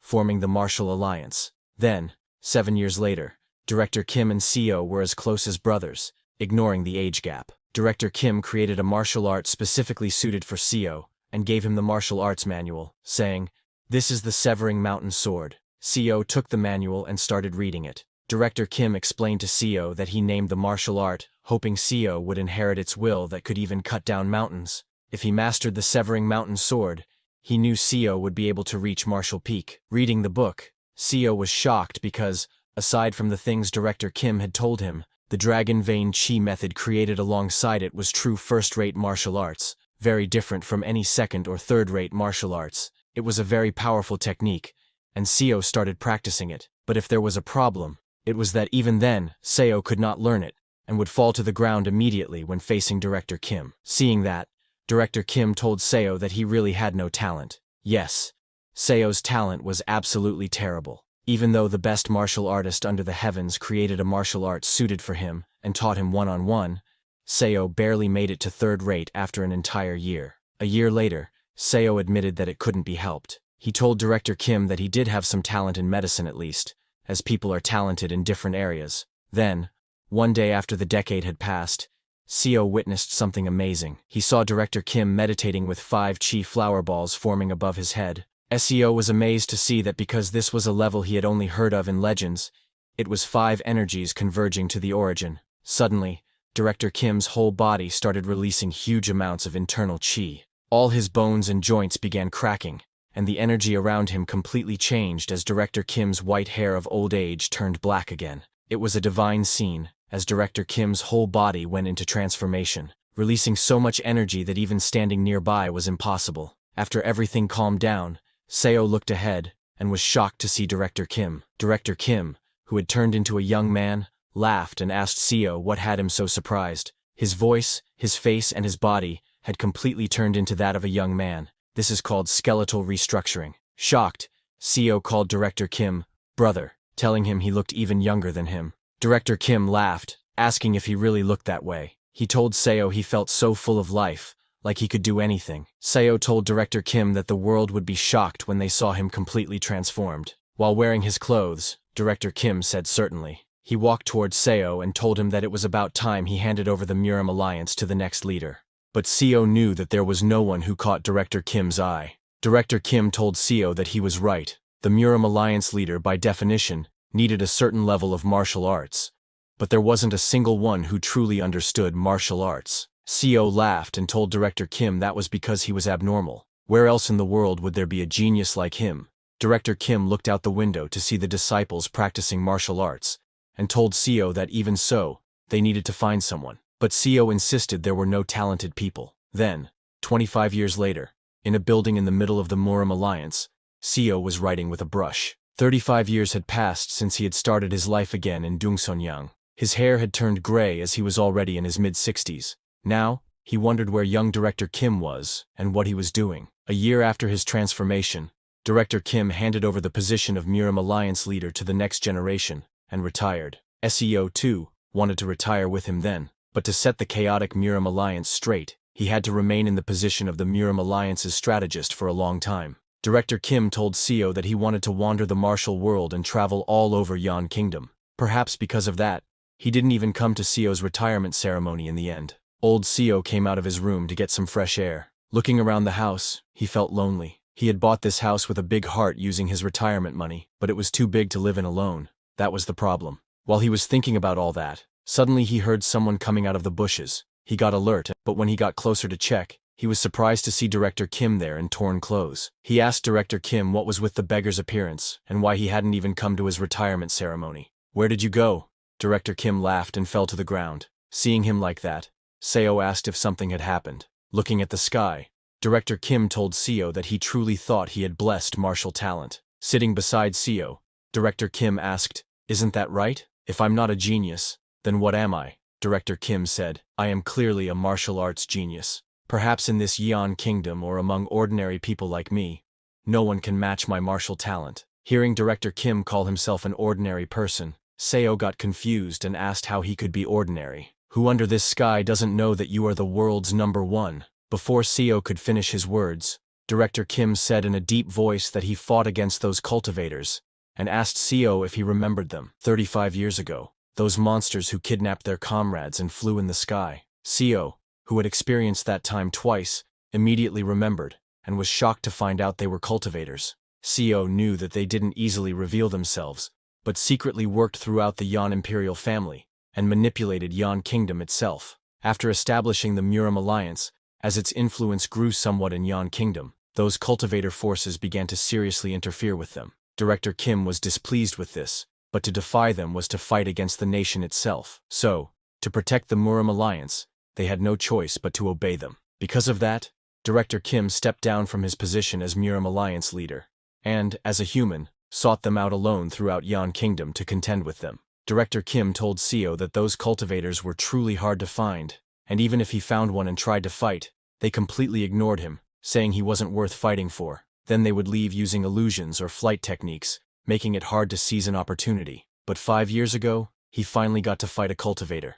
Hearing that, Seo got very excited and asked Director Kim if he won. Director Kim told him that he did. Hearing that, Seo laughed and told Director Kim that if he had done that during his time as Murim alliance leader, he would have grabbed him by the back of his neck. But while shaking hands, Director Kim told Seo that fighting for his life against that cultivator who had reached the chi condensation realm, he could barely scratch his fingertip. Hearing that, Seo was shocked. Director Kim said that the cultivator he fought said even if Director Kim just grazed his body, he would count it as Director Kim's win. So he did win. Still, Director Kim was very disappointed. Seo then asked him if the cultivator at the chi condensation realm was one of the 10 great masters of the cultivation world, or something like that. Director Kim said no, and told Seo that the cultivator said his realm was second from the bottom in the cultivation world. In martial arts terms, he was a second-rate warrior. Hearing that, Seo was stunned. He could not understand anything, and asked Director Kim what nonsense he was talking about. In his past life, and in this life, Seo knew that cultivators were formidable beings, but Young Hoon's martial arts clearly touched the heavens. He was a person who literally used skywalking to perform martial arts in the air, and could cut through millennium-old steel and buildings like tofu. But such a martial arts genius, all he could do was scratch the fingertip of a bottom-tier cultivator. With disappointment on his face, Director Kim said, "I was a frog in a well. We can never stand against cultivators. They are like natural disasters." Hearing all that, Seo started sweating. He got scared hearing Director Kim's stories. But then Director Kim took out a hand from his pocket, telling Seo that today he cut that cultivator's wrist. Hearing that, Seo got happy, and asked Director Kim if that didn't mean his martial arts surpassed that cultivator. But Director Kim immediately declined and told Seo that the cultivator just put on a talisman, and his hand grew back. Saying that, Director Kim stood up and told Seo that it seemed his martial path ended here. Surprised, Seo asked him what he meant by that. Director Kim told Seo that he came to say goodbye today. He laughed and said, "That person said he highly regarded my will and would take me into his cultivation sect, and I'll probably start as the youngest." Hearing that, Seo asked Director Kim if becoming a cultivator meant becoming an immortal, and didn't they say it was impossible for a body without spiritual roots? Director Kim told him that for a regular mortal, the stage of 5 energies converging to the origin is equivalent to the 5-element spiritual root that cultivators are naturally born with. He told Seo that to gain the trait that cultivators are born with, mortals like them must use their entire lives to even manifest that basic quality. Saying that, Director Kim swung his sword and cut open the space itself, creating a door in midair. While entering that door, Director Kim told Seo that he would now go and must aim for a higher stage, but before leaving, he handed Seo a book, saying, "This book is my last gift to you." He told Seo to stay safe and left before Seo could say anything. Seo checked the book, which was named Record of Transcending Cultivation and Exhausting Martial Arts. It was a record of attempting to use martial arts to surpass cultivation. He was very worried, and looked into the air, asking Director Kim where he was going without him, but there was no reply, and so time passed. Now it had been 50 years since Seo came to this world, and here he lay dying of a common cold, just like in his previous life. This was fate. No matter how hard a human tries, they cannot escape fate. In the end, all that changed was his house and bed. He ultimately died on the same day. He lived his life to its limits, because he didn't want to experience the same regret from his past life. He was so busy, he hadn't even thought of marriage, and thanks to that, he was able to unite the Yanguo martial sex and experience plenty of the fame and wealth the mortal world could offer. But he could not understand the sense of emptiness in his heart. He wondered if they had struggled harder. Could Director Kim and he have reached the sky? Seo's body quaked in this sense of powerlessness. It was too regrettable. And that marked the end of Seo's second regression. After dying for the second time, Seo's eyes, which had gone blurry just a few seconds ago, opened again. He looked around and saw that he was in the same forest on the ascension path. Looking down, he noticed that his body was brimming with energy. Seeing that, he realized that regression wasn't just a one-time thing. As he was lost in his thoughts, suddenly Section Chief Jian charged at Seo in anger, shouting, "Deputy Manager Seo, you bastard!" But as Jian swung his hand to slap Seo reacted instantly and dodged the attack. Jian continued trying to punch him, but Seo effortlessly dodged every strike. He wasn't even paying attention to Jian. He was lost in thought, wondering, why did I regress? He knew that a new body full of energy and a fresh opportunity was undoubtedly a good thing. But what about everything he had built over the past 50 years? On the other hand, John began to get exhausted. Still swinging his fist to attack, he screamed at Seo, saying that he had almost gotten them all killed, and now he had the nerve to dodge. But Seo didn't respond to his words. He kept thinking, is this really a good thing? He knew the truth. It wasn't. This was a curse that denied him the meaning of life. Sure, a couple of regressions might feel like a blessed opportunity, but if this were to go on forever, Seo would be trapped in fate's wheel, forced to wallow in the suffering of life until the end of time. Moreover, he couldn't meet the people he knew in his previous life again. The people in front of him now were simply beings who shared the appearance of those he once cared for. Director Kim, whom he had thought of as an older brother, no longer existed in this world. Watching Jian trying to fight and becoming completely exhausted, Director Kim finally intervened, telling Section Chief Jian, "That's enough." Seo then told Jian to calm down, asking, "What help will being angry bring here?" Hearing that, Jian became even angrier, calling Seo shameless. But before he could say more, Seo spoke again. "In the first place, Jian, you were on driving duty today. I warned you before you forced me to drive that I hadn't slept last night, because of the work you offloaded on me." Seo turned to leave and asked Jian, how would I have even dodged an incoming avalanche on a narrow road? He advised Jian to stop pointing fingers and think instead about what they needed to do next. Jian was speechless. He was used to Seo always accepting blame and apologizing. Seo then turned to Director Kim and mistakenly called him by his name, just like he had in his previous life. But he immediately corrected himself. He told Director Kim that he would search for a place where they could stay before the sun set, and asked everyone else to look for the car or any possible way out of the forest. "When the sun sets, I'll light a fire, so come over to it." Seo wasn't trying to please anyone anymore. He wasn't building relationships, because deep down he knew, what's the point of making bonds with people who would disappear again? In the end, he would always be alone. As the sun set, Seo lit the fire. After searching for the car, they all returned and saw the fire, Seo sitting beside it, the others asleep. But only Seo was awake, his eyes wide with fear. He feared the unending regression, the infinite loop of time. He knew this ability had to be removed, and wondered if it would vanish if he somehow returned to Earth. But seeing how he always regressed back to this moment on the ascension path, he didn't know how to go home. He remembered what the old cultivator had said: when the ascension gate opens, nearby spaces destabilize. Ordinary humans could have been caught in spatial storms. Realizing that the ascension gate exists, Seo thought that it must be related to why they fell into this world, and maybe, just maybe, they could return to their original world using it. He decided that first, he must grow stronger. As an ordinary mortal, he couldn't accomplish anything. He needed to become a cultivator like Director Kim, and start cultivating. Once he gained a longer lifespan through cultivation, he would be able to research the ascension gate properly.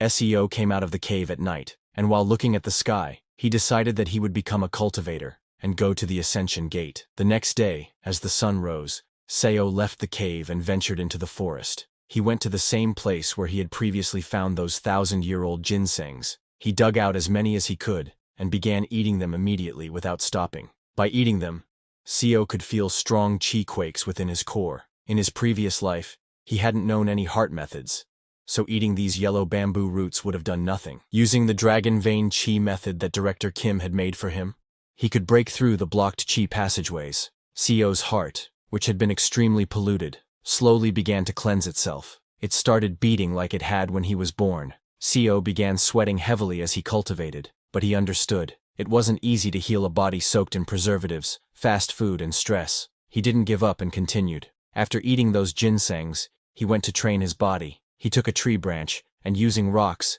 carefully carved it into the shape of a sword. Looking at the somewhat sword-like stick, Seo thought, that should do the work. He started swinging his sword, remembering the training he had done in his previous life with Director Kim. He recalled his footwork, and the way he used to swing his blade. In his past life, he had only been an average second-rate martial artist, and since he hadn't practiced near the end of his life, his skills had dulled. Of course, he wasn't completely helpless. He swung his wooden sword at a nearby tree using the Severing Mountain Sword first form. With just a wooden sword, Seo cut into the tree and created a deep mark. He could do this because the martial arts from his previous life were still all in his head. So, improving his skills was just a matter of time. But unknown to Seo, his sword practice had been seen by Director Kim, who had wandered into the forest. Director Kim was utterly shocked and called out from behind, asking, "What was that just now?" He ran up to Seo, asking, "How did you slash a tree with a wooden stick? Just what is that strength?" Seeing how excited Director Kim was, Seo smiled inside, thinking, "This is the man who will instruct me to become a cultivator." Seo turned to Director Kim and asked if he wanted to try learning this technique. Hearing that, Director Kim's face lit up with excitement. He asked Seo, "Can I really do it?" But before Seo could reply, something suddenly appeared and destroyed the tree where Seo had been practicing. It was none other than the nine-tailed fox. The nine-tailed fox glared at them angrily and shouted, "Filthy humans, how dare you play around in front of the master of this forest?" Seeing the nine-tailed fox, Director Kim was completely stunned. And not just him, even Seo grew very nervous. He had completely forgotten about the nine-tailed fox. In his second life, the nine-tailed fox had mercilessly bitten off Seo's arm. At that moment, Seo knew the only thing he could do now was endure. As the fox tore apart his arm and slightly eased its pain by applying pressure to his own acupoint, because he knew he was weak. In his first life, and even in his second, he was weak. But now, in this third life, as the nine-tailed fox appeared before him, Seo took a deep breath and walked toward it. Scared, everyone called out to Seo from behind, telling him not to go there. But Seo didn't listen to them and continued toward the nine-tailed fox. Even now, in his third regression, he still didn't know how his second life had ended up that way. In his previous life, Seo had decided to become a cultivator after reaching the 5-path core. But even after learning martial arts under the best master for over 100 years, he was barely considered a second-rank mastery warrior. Seo grabbed one arm with the other and used his strength to cut off his own arm, because he knew that compared to the people gathered here, his talent was trash. Seeing Seo cut off his own arm, everyone was shocked and terrified. Seo offered the severed arm to the nine-tailed fox to eat, because whether it took 1,000 years or 10,000, he was determined not to give up. Seeing Seo willingly offer his own arm, the nine-tailed fox laughed and said, "Human, you know your place. You know how to offer yourself as a sacrifice." The nine-tailed fox then decided to have a taste of Seo's arm. Hearing that, Seo silently resolved to offer his arm to the fox until the day he surpassed its strength. After the fox ate Seo's arm, it allowed them to stay, and then disappeared. Seo didn't care about the others. He simply went to a quiet place in the forest and kept swinging his sword. After a few days, the cultivators healed his arm and escorted his colleagues away. But Seo didn't eat, sleep, or rest. He kept swinging his sword. The only reason he stopped swinging on the 4th day was because the Sea Dragon King arrived. Seo greeted the Sea Dragon King with respect and said, "This lowly mortal dares to ask the Sea Dragon King a question." Seeing how respectful Seo was, the Sea Dragon King allowed him to speak. Seo asked, "It seems the Sea Dragon King wishes to take Miss O, but Miss O is just an ordinary person without spiritual roots, and ordinary humans cannot live longer than 100 years. What are your intentions toward her?" Hearing that, the Sea Dragon King laughed and said Seo was quite an observant mortal, someone who understood the state of cultivators well.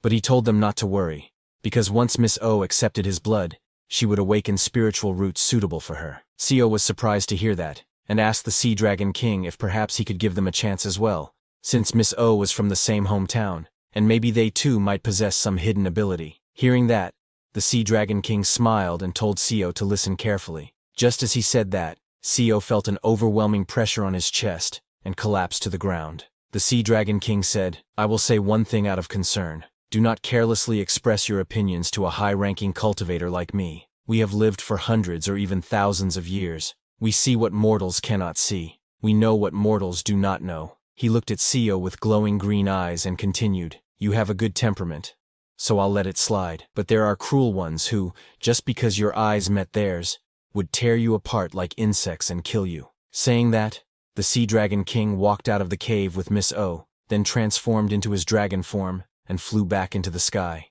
Seeing the Sea Dragon King's true form, Director Kim was completely shocked. The next day, as the weather cleared and everyone came out of the cave, they encountered the old cultivator riding the mechanical lion. As the old cultivator appeared, Seo stepped forward, greeted him, and asked, our colleague Miss Kim is just an ordinary person without spiritual roots, so how could she possibly become your disciple? Hearing that, the old cultivator laughed and took out an elixir, telling Seo that it was a very precious elixir, capable of opening spiritual channels. If one took it, even an ordinary person might gain the chance to become immortal. Seo was shocked to hear that there was another way to become a cultivator. The old cultivator explained that it was possible for mortals to reach the realm of the five-path core by pushing their martial arts to the extreme, but that path took too long, and the results were unsatisfactory, so this method was the best. After telling them everything, the old cultivator opened a portal to the mortal world and sent them into it, saying both of them were useless to him now, so they should get lost. Both Seo and Director Kim fell into the teleportation portal, and Miss Kim could only watch them disappear, screaming. Seo lost consciousness there, and the next time he opened his eyes, he found himself hanging from a tree branch above the ground. He looked ahead and saw a vast forest with some buildings in the middle. Seeing that, Seo realized that this was the southwestern root army of the Yan Kingdom, his past life. Just like in the second regression, he had wandered all over the Yan Kingdom with Director Kim. Having traveled the Yan Kingdom for over 100 years, there were almost no places he didn't know now. Seo climbed down from the tree and woke up Director Kim. After waking him up, both of them headed toward a nearby castle. Seo explained the situation to Director Kim, who seemed flustered, but likely because so much had happened already, he accepted most of it. A few days later, they arrived at the nearest Tiger Wall Castle. There, they sold herbal medicine from the Immortal Ascending Village and bought a house. Seo began teaching Director Kim how to write and speak the language, as well as how to use the Severing Mountain Blade, which Director Kim had originally created in his second regression. Seo then modified the Severing Mountain Sword to better suit the weapon Kim used. Seo felt a bit disappointed with himself as he watched Director Kim, because Director Kim had reached the Three Blossoms Crown Peak only 3 months after starting martial arts training, while someone like Seo had spent 2 entire lifetimes just training and barely reached the first rate. After Director Kim reached peak level, he got excited and said, if it's now, I think I could even beat you. Hearing that, Seo smiled, realizing that the man in front of him was not the same big brother he once served in a past life. This Director Kim was mentally much younger than Seo. In terms of how long Seo had lived, he was now old enough to be Director Kim's grandfather, so Seo decided that he shouldn't stay with him in this life. He gave Director Kim martial arts cultivation scrolls and the exhausting record of transcending, a book Kim had created in his previous life. He told Director Kim that from today onwards, he would be going his own way. Hearing that, Director Kim was shocked and asked Seo, what do you mean by that? Did I make a mistake? Is that why you're leaving? What's the reason? When Director Kim asked about the reason, Seo remembered what had happened in his first regression. Director Kim had become the Martial Alliance leader, but fell into despair after losing to the cultivators. The second regression wasn't much different. Director Kim developed the record of transcending cultivation and exhausting martial arts, then created the record of martial arts surpassing through cultivation. He fought against the cultivators, but in the end, he was overwhelmed by a stronger one and fell to the ground. After that, Director Kim disappeared, saying he would become a cultivator, abandoning the path of martial arts. And Seo thought, maybe this life would end up the same. This time, he no longer wanted to see his brother Kim fall into that same despair again. So Seo made an excuse, telling Director Kim that he wanted to travel alone and improve his skills. Hearing that, Director Kim asked Seo if he couldn't do that with him, questioning how he was supposed to live without Seo. Seo told Director Kim that with his martial arts skills at the current level, he should be able to live well. Seo reminded him that he had already taught him how to speak, write, and even martial arts. Now that Director Kim was a top expert, there was nothing more to worry about. But Director Kim still wasn't convinced. He asked Seo if he really had to be separated from his hometown friends again. Seo was surprised to hear that. So, he told Director Kim that starting from today, once every 2 years, they should meet at this house. Hearing that, Director Kim finally agreed. After persuading Director Kim, who was feeling lonely, Seo then left the house. Sometime later, a disciple of the 8 Stronghold Pavilion came out, asking, "What's this commotion in front of the 8 Stronghold Pavilion?" The person he asked was Seo. Seo greeted him and told the disciple that he had come to request a duel at the 8 Stronghold Pavilion. Hearing this, that disciple started laughing and told Seo, "This pavilion is not a place where just anyone can show up." But before that disciple could finish his words, Seo drew his sword and swung it, cutting down the disciple's blade in a single strike, shocking everyone nearby. After cutting the blade, Seo asked the disciple, "Do I still look like a nobody to you?" Seo had made up his mind. He was determined that he would definitely become stronger. After challenging the 8 Stronghold Pavilion and cutting the disciples' blades, Seo was welcomed inside the pavilion. Once inside, a girl came to escort him. She asked him to please come to the inner quarters, saying the sect leader was waiting there. Seo followed the girl into the inner quarters, where she led him to an arena where the sect leader was waiting. The audience consisted of the disciples of the 8 Stronghold Pavilion. When the sect leader saw Seo, he smiled and said he was curious who this first-rate master could be, especially since Seo was such a young junior. Seo greeted the sect leader saying, "This humble one, Seo Yun-hyun, greets the sect leader of Palgyeonggak." Hearing that, the sect leader laughed and praised Seo, saying his energy was extraordinary. Seo also praised the sect leader, saying his energy was extraordinary as well, and asked him to please grant him his guidance. The sect leader immediately took out his weapon, a spear whip. He swung his spear whip and told Seo that he would begin first. Seo took out his sword. The sect leader moved very fast and attacked Seo's legs, but Seo quickly dodged the attack. However, it was only the sect leader's main attack. As Seo dodged and was in mid-air, the sect leader infused energy into the spear whip and attacked. His attack was aimed at Seo's head, which surprised him. But Seo moved his sword with lightning speed and easily deflected the attack. The disciples of the 8 Stronghold Pavilion were shocked to see their sect leader's 9-section whip blocked by a sword. Looking at Seo's reaction speed, the sect leader was impressed and said, "Young warrior, you have reached the state of sword-body unity and are at the late stage of first rate." Seo also praised the sect leader for completely integrating with martial arts, saying that thanks to that, he had seen a new technique. The sect leader laughed and told Seo that to be at the same level as him at such a young age, Seo truly was a genius. Hearing the sect leader calling him a genius, Seo laughed because being called a genius was not a compliment to him. It might be surprising that he, who appeared to be in his late 20s, had reached a level that usually took decades of training. Seo smiled and thanked the sect leader for complimenting his insufficient talent, because he knew that in reality, he was merely one of countless mediocre dullards in this world. Heaven had not granted him talent, but even as such a dullard, through regression, he was able to train his martial arts to a level comparable to a genius. But Seo thought that regression perhaps was both his ability and his opportunity. Therefore, he decided to be a genius. He pointed his sword at the sect leader and said he would now use sword energy. The sect leader told him that he would go all out too. Seo used Duan Yue sword art's first move and struck at the sect leader. The sect leader quickly moved to his right and dodged the attack, but Seo didn't give him any chance and used the second move, entering the mountain and attacking from below. The sect leader blocked his strike with the spear whip and moved back. Seo charged again and used the third move, ascending the vein to attack. The sect leader again blocked his attack. He then took a step back and unleashed his energy, infusing it into his spear whip to attack. He swung his spear whip with lightning speed and continuously attacked from many directions, trying to put pressure on Seo. But Seo didn't fall short and blocked all his attacks. The sect leader was shocked to see that and wondered, "What is this monstrous sword art that I can't break through?" The sect leader again aimed at Seo's legs, trying to shake his balance, but it was no use as Seo jumped and dodged again. While Seo was in mid-air, he used his Duan Yue sword's 7th move, Deed Mountain, and charged straight at the sect leader with incredible speed. It looked like Seo was attacking with thousands of swords, and the sect leader could not dodge. The sect leader barely dodged slightly, getting his cheek cut. Seeing that, the disciples of the 8 Stronghold Pavilion were shocked, saying, "This can't be." Seo's sword speed was increasing with each move. Seo used his 11th move, destroying the ground. The sect leader jumped and dodged the attack. The disciples were stunned to see that it wasn't just speed. The sword was gaining destructive power as well. Seo charged again, and attacked with his energy-infused sword. The sect leader blocked Seo's swords with his infused spear whip. The collision released huge amounts of energy. After taking Seo's attack head-on, the sect leader's hand started shaking. Seeing that, Seo decided to finish it here. He jumped high into the sky and used his 12th move, 7 Lights Emerging Peak. Seeing him, the sect leader also attacked. But Seo swung his energy-infused sword with so much force and speed that it cut down the sect leader's spear whip into thousands of pieces, completely shocking the sect leader. Not just him.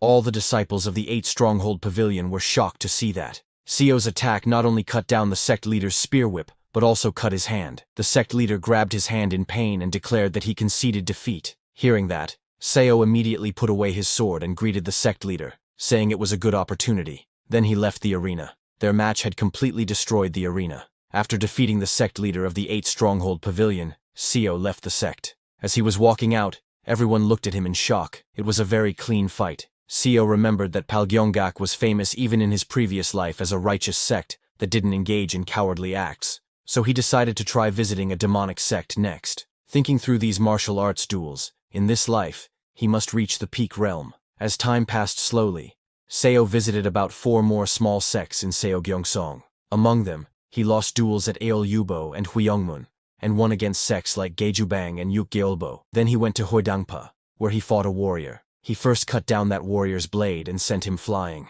The warrior flew towards his sect master and was unconscious because of Seo's powerful attack. Seeing that, the sect leader of Hodangpa laughed and said, "So the young first-rate master who's been challenging people to duels all over Seogyeongsong recently was you after all." He told Seo that he had seen his skill well. Seo greeted the sect leader, saying he too had learned a lot. Just then, many warriors came out of the door behind the sect leader. The sect leader asked Seo if he was ready because now it was the turn of the 10 elders. Seeing that, Seo was surprised, wondering, "What is this? Is this the demonic sect's way?" He asked the sect leader, "Didn't the duel just end with my victory? I have never heard of continuous battles or a 10-on-1 duel." With a smirk, the sect leader said, "Didn't you just hear?" Hearing that, Seo realized that this guy was playing word games. He tried to scare the sect leader, saying that if he widely announced today's cowardice to other sects, Hodangpa's reputation would plummet. The sect leader laughed and told Seo that he didn't care because Seo would get injured during the duel here, and that injury would flare up,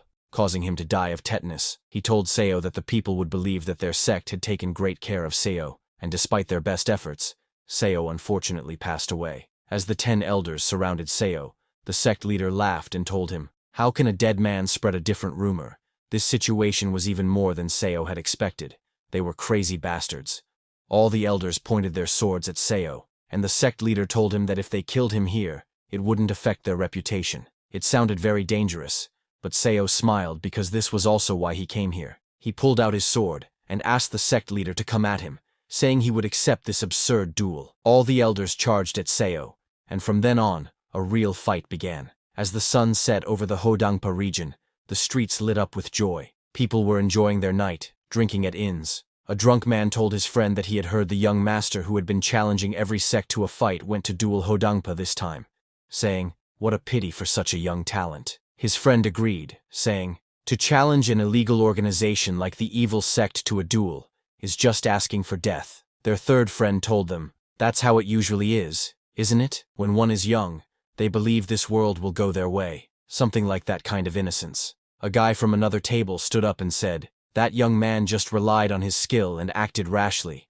bringing about his own death. The Hodangpa may seem like a sect on the outside, but inside, it's no different from a bandit's den. He's probably buried by now." While they were talking, just then, someone entered the inn wearing shoes soaked in blood. The waiter turned to welcome the new guest, but was shocked when he saw him. It was Seo, completely soaked in blood with small injuries around his body. He ordered 1 bowl of noodles. Everyone in the inn was shocked to see Seo. The waiter nervously asked him to come in and sit down. Seo went to sit down, and as he passed by others, everyone lowered their heads, not looking him in the eyes. But it was a normal reaction, because Seo had a very angry expression. He was angry at those crazy bastards of Hodangpa. He really almost died. Not just in a 10-to-1 fight, but they even cowardly poisoned their weapons and injured his back with them. It was a good thing Seo had learned top-tier medicine when he was a strategist for the Martial Alliance. If he hadn't taken the antidote pills and stimulants he had prepared beforehand, he would have died. He killed all 10 of the elders. But then, with that crazy old man's final desperate act, he shouted for his disciples to kill Seo somehow. All the miscellaneous soldiers of the sect, carrying spears and arrows, formed a battle formation and charged. Seo just fought like a beast, not caring about technique or anything, just trying to survive. Even so, Seo survived. He cut the meridians of those who were still breathing, crippling them so they wouldn't come looking for revenge, and he killed their sect leader. While eating the noodles, he saw his hand shaking. Maybe because he had taken too many stimulants. The tension just wouldn't subside. He sighed, knowing he wouldn't be able to sleep for the next few days. He grabbed his sword again, knowing that he needed to have another duel with another orthodox sect. After eating, he walked out of the inn, showing everyone a large cut on his back. Everyone was so scared that they couldn't say anything. Seeing that the young master, after his fierce battle with Hodangpa, ate noodles and immediately left for another duel, that crazy young man was widely talked about among many people, making Seogyeong City buzz with excitement. People gave that mad master a fitting nickname, Infinite Fighting Monster Seo Yun Hyun. Seo was continuously fighting, knowing that he had no talent, and that the path to the pinnacle he sought was infinitely distant. Therefore, he had to constantly fight and approach that realm by crossing the boundaries of life and death. Seo thought that a person without talent must go mad to overcome the wall. If there is no talent, there must be madness. That is the only way for a dullard to catch up to a genius. And so,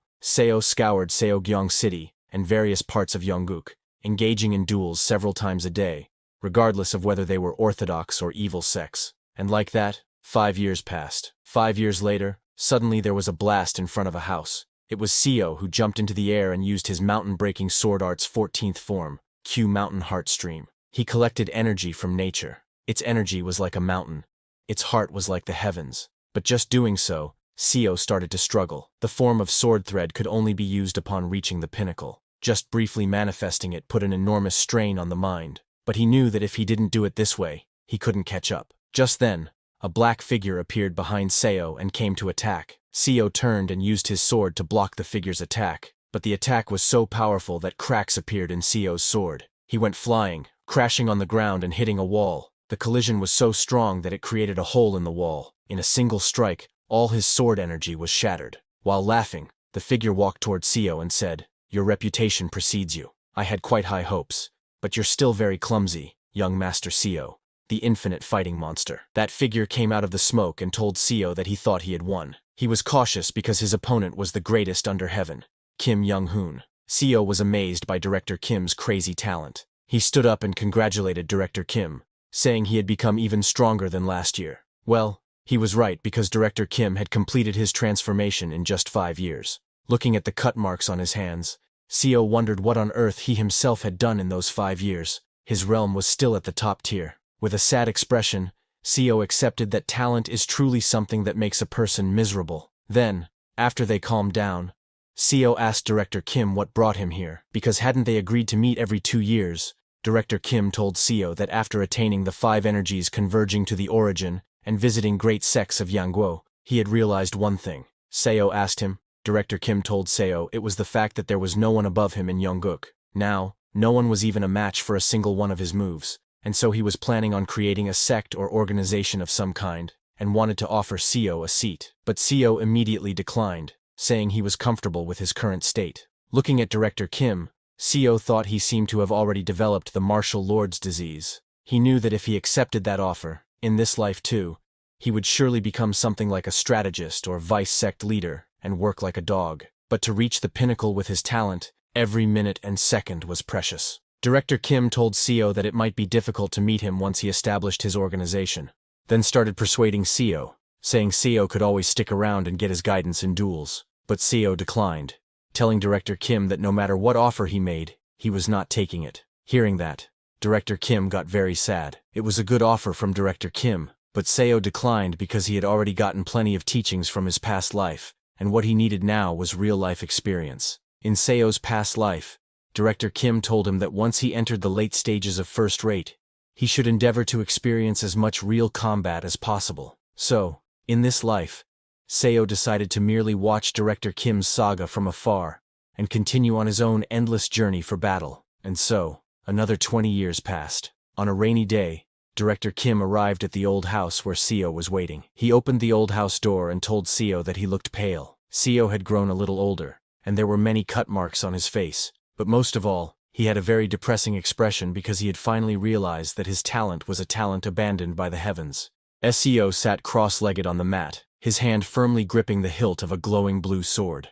Despite his countless hours of relentless training, frustration clouded his expression. From across the room, Director Kim, with his long hair tied neatly at the back, looked at him and asked, "Have you still not broken through to the next realm?" SEO tightened his grip on the glowing sword, his eyes filled with determination. He acknowledged to himself that his understanding of sword chi had already far surpassed that of others in the league. Yet, despite his progress, he couldn't help but feel the sting of inadequacy. He still couldn't last beyond 3 moves against the high-rank masters. Director Kim placed a hand thoughtfully against his chin, his brows furrowing slightly. After a brief moment of contemplation, he muttered to himself, finding the situation unusual. "How strange," he thought. Director Kim observed Seo closely, noting the way he now moved as one with his sword, far more in tune than ever before. Yet, despite this progress, Seo still hadn't reached the peak realm. For someone with as much real combat experience as him, Director Kim thought, it should have been more than enough to break through. A faint, self-mocking smile curved Seo's lips as sweat trickled down his face. He acknowledged the bitter truth.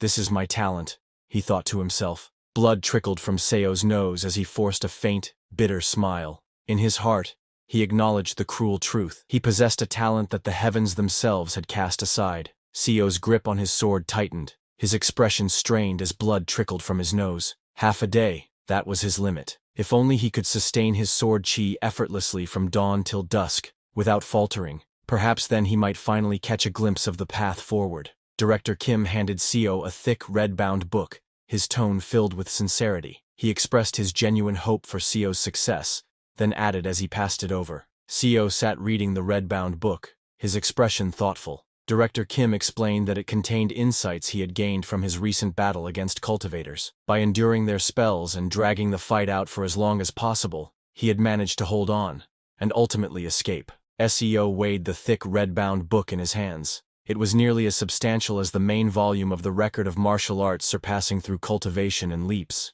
an evolved version of the record of transcending cultivation and exhausting martial arts. With a doubtful look, he questioned Director Kim, wondering if he had truly gained so much insight merely from successfully escaping. Standing in the doorway with lightning flashing behind him, Director Kim spoke with a grave tone. To him, cultivators were like natural disasters in human form. Escaping from such a force was no small feat. Naturally, the insight gained from surviving such an ordeal would be immense. Seo assured Director Kim that he would keep the book safe and pass it on to future generations. With sincerity in his voice, Director Kim responded, thanking him. Standing at the entrance of the building with his sword in hand, Director Kim looked out into the storm. He declared his intention to seek out the cultivators once more, his voice steady despite the danger ahead. With a faint, almost grim smile, he added that he hoped they would both be alive the next time they met. Before leaving, Director Kim turned to Seo, his gaze steady despite the falling rain. He offered a final piece of advice for reaching the peak realm. Every scene, every space he passed through and experienced, Seo needed to engrave them deeply into his mind, never letting those impressions fade. Seo's eyes widened in surprise as he processed Director Kim's words. Almost in disbelief, he echoed the thought aloud. Was he truly meant to imprint all the scenery around him into his mind? Director Kim explained further, likening the practice to how one instinctively takes note of the surrounding terrain during battle or sparring. Normally, a fighter would store the layout of their surroundings in their mind for tactical use. What he was suggesting, however, was to turn that skill into second nature, something Seo could do constantly, not just in the heat of combat. Seo's eyes widened in disbelief as he tried to grasp the enormity of the advice. Maintaining sword chi alone already felt like it was about to make his head explode, and now, on top of that, he was being told to keep his spatial awareness sharp and steady at all times. The thought left him wondering how anyone could possibly manage such a feat. A wave of pressure and strain built inside Seo's mind, the thought gnawing at him relentlessly. If this keeps up, will my head really explode? He wondered, feeling the weight of the task pressing against his very limits. Seo shook his head firmly. There had to be a reason why the strongest martial artist under heaven had entrusted him with such a task. It wasn't meaningless. There was purpose behind the challenge. From that day forward, Seo committed himself to a new discipline. He made a conscious effort to remember every space that came into view, training his mind to retain every detail. Over time, he began to recall exactly where everything was. SEO moved through the bustling streets, the vibrant scene unfolding around him. Every detail, the flow of the crowd, the arrangement of buildings, the colors and sounds, he committed to memory, sharpening his awareness with each passing moment. As Seo walked through the crowded streets, he paid attention even to the smallest details, the sound of footsteps against the tiled ground, the shuffle of shoes brushing past one another. Every movement and sound became a part of the mental map he was building. Passing through the dense forest, Seo noted the rustle of leaves and the way sunlight filtered through the canopy. Every sound, every flicker of movement in the greenery was etched into his memory as part of his growing awareness of the world around him. Seo walked steadily through the forest, his breaths deep and measured, sword in hand. It had been 5 years since he began the relentless practice of maintaining both his sword chi and his spatial awareness. 5 years of unbroken discipline and focus. Seo swayed slightly, a wave of dizziness washing over him. Perceiving every fragment of spatial information that entered his field of vision was exhausting. Far from an ordinary task, and certainly not an easy one. It demanded constant focus, pushing his mind to its limits. Seo realized his perception had grown sharper than ever before. It was no longer limited to visual information. Now, even the faintest sounds reached him with clarity. The rustling of leaves, the distant chirping of insects, the subtle crunch of footsteps, all of it became part of the world he was learning to perceive. A shadow of doubt crossed Seo's mind. Will I even be able to perform martial arts properly in this condition? He wondered. Yet, he reminded himself that there were no more sects left to confront, at least for now. For nearly 3 decades, Seo journeyed across the entire Yan kingdom, challenging minor sects in sparring matches, and, on occasion, testing his skills against the major ones. By now, there was hardly a sect in the kingdom that he hadn't visited, and now, Seo made his living by collecting bounties. His skills had brought him to the point where he was not only confronting outlaws, but also capturing dangerous bandits with ease. In his dizzy state, he found himself forced to battle enemies who attacked without restraint, using any means or methods to kill. The thought gnawed at him. Could he truly survive under such relentless conditions? One of the bandits spotted him and shouted, "Brother! It's him!"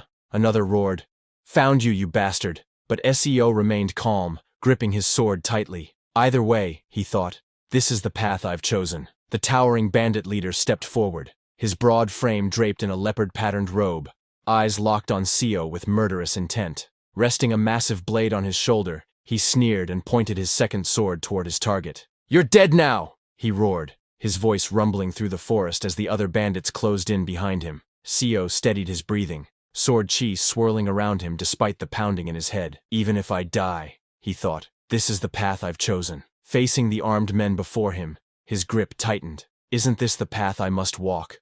Blood sprayed through the air as screams of agony pierced the forest. The clash had begun, and the carnage was instant. 15 years had passed. Seo, now aged and bearing a weathered face marked by deep lines, gazed forward with a solemn expression. His gruff voice carried the weight of years as he quietly asked, "Did you survive, Director Kim?" His long hair tied neatly back and a deep scar etched across his face met Seo's gaze with a warm smile. In a confident yet light-hearted tone, he replied, "This time too." It had been 45 years since Seo had returned to this life. As he calmly poured tea, his thoughts reflected on the changes within him. By now, his vision and hearing were sharper than ever, leaving no room for doubt. Even his sense of touch, taste, and smell had reached a state of refined perception, honed to near perfection over the decades. Seo's gaze fell upon the steaming cup of tea before him.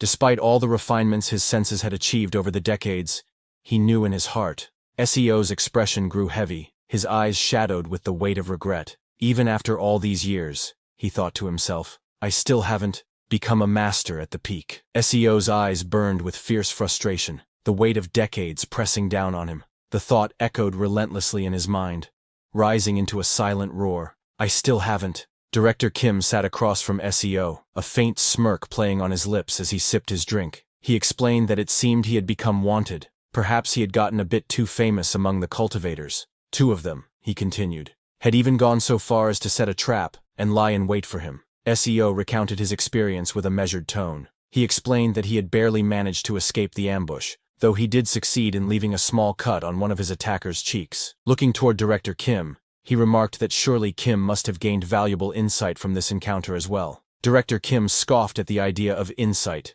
dismissing it as nonsense. Placing his hand on the cup, He admitted that, even now, he still couldn't defeat a judgment stage Taoist. If he failed to escape in such a fight, he knew the outcome. He would end up as nothing more than a corpse lying on the ground. Director Kim tilted his head back slightly, his expression thoughtful as he confessed what had been weighing on his mind lately. He admitted that the extreme state of the five-path core he had reached might, in fact, be the very end of the martial path itself. Director Kim reflected aloud, wondering if even the martial arts record SEO had first given him, one that claimed martial arts could surpass cultivation, was perhaps flawed. He questioned if SEO had ever shared his thoughts, that no matter how strong or skilled one became, martial arts alone could never truly defeat cultivators. For some reason, SEO found himself seeing a reflection of his own past and struggles in Kim Young-hoon. SEO observed that Kim Young-hoon clearly possessed a talent blessed by the heavens. In contrast, he reflected bitterly, he himself had been born with a talent abandoned by the heavens.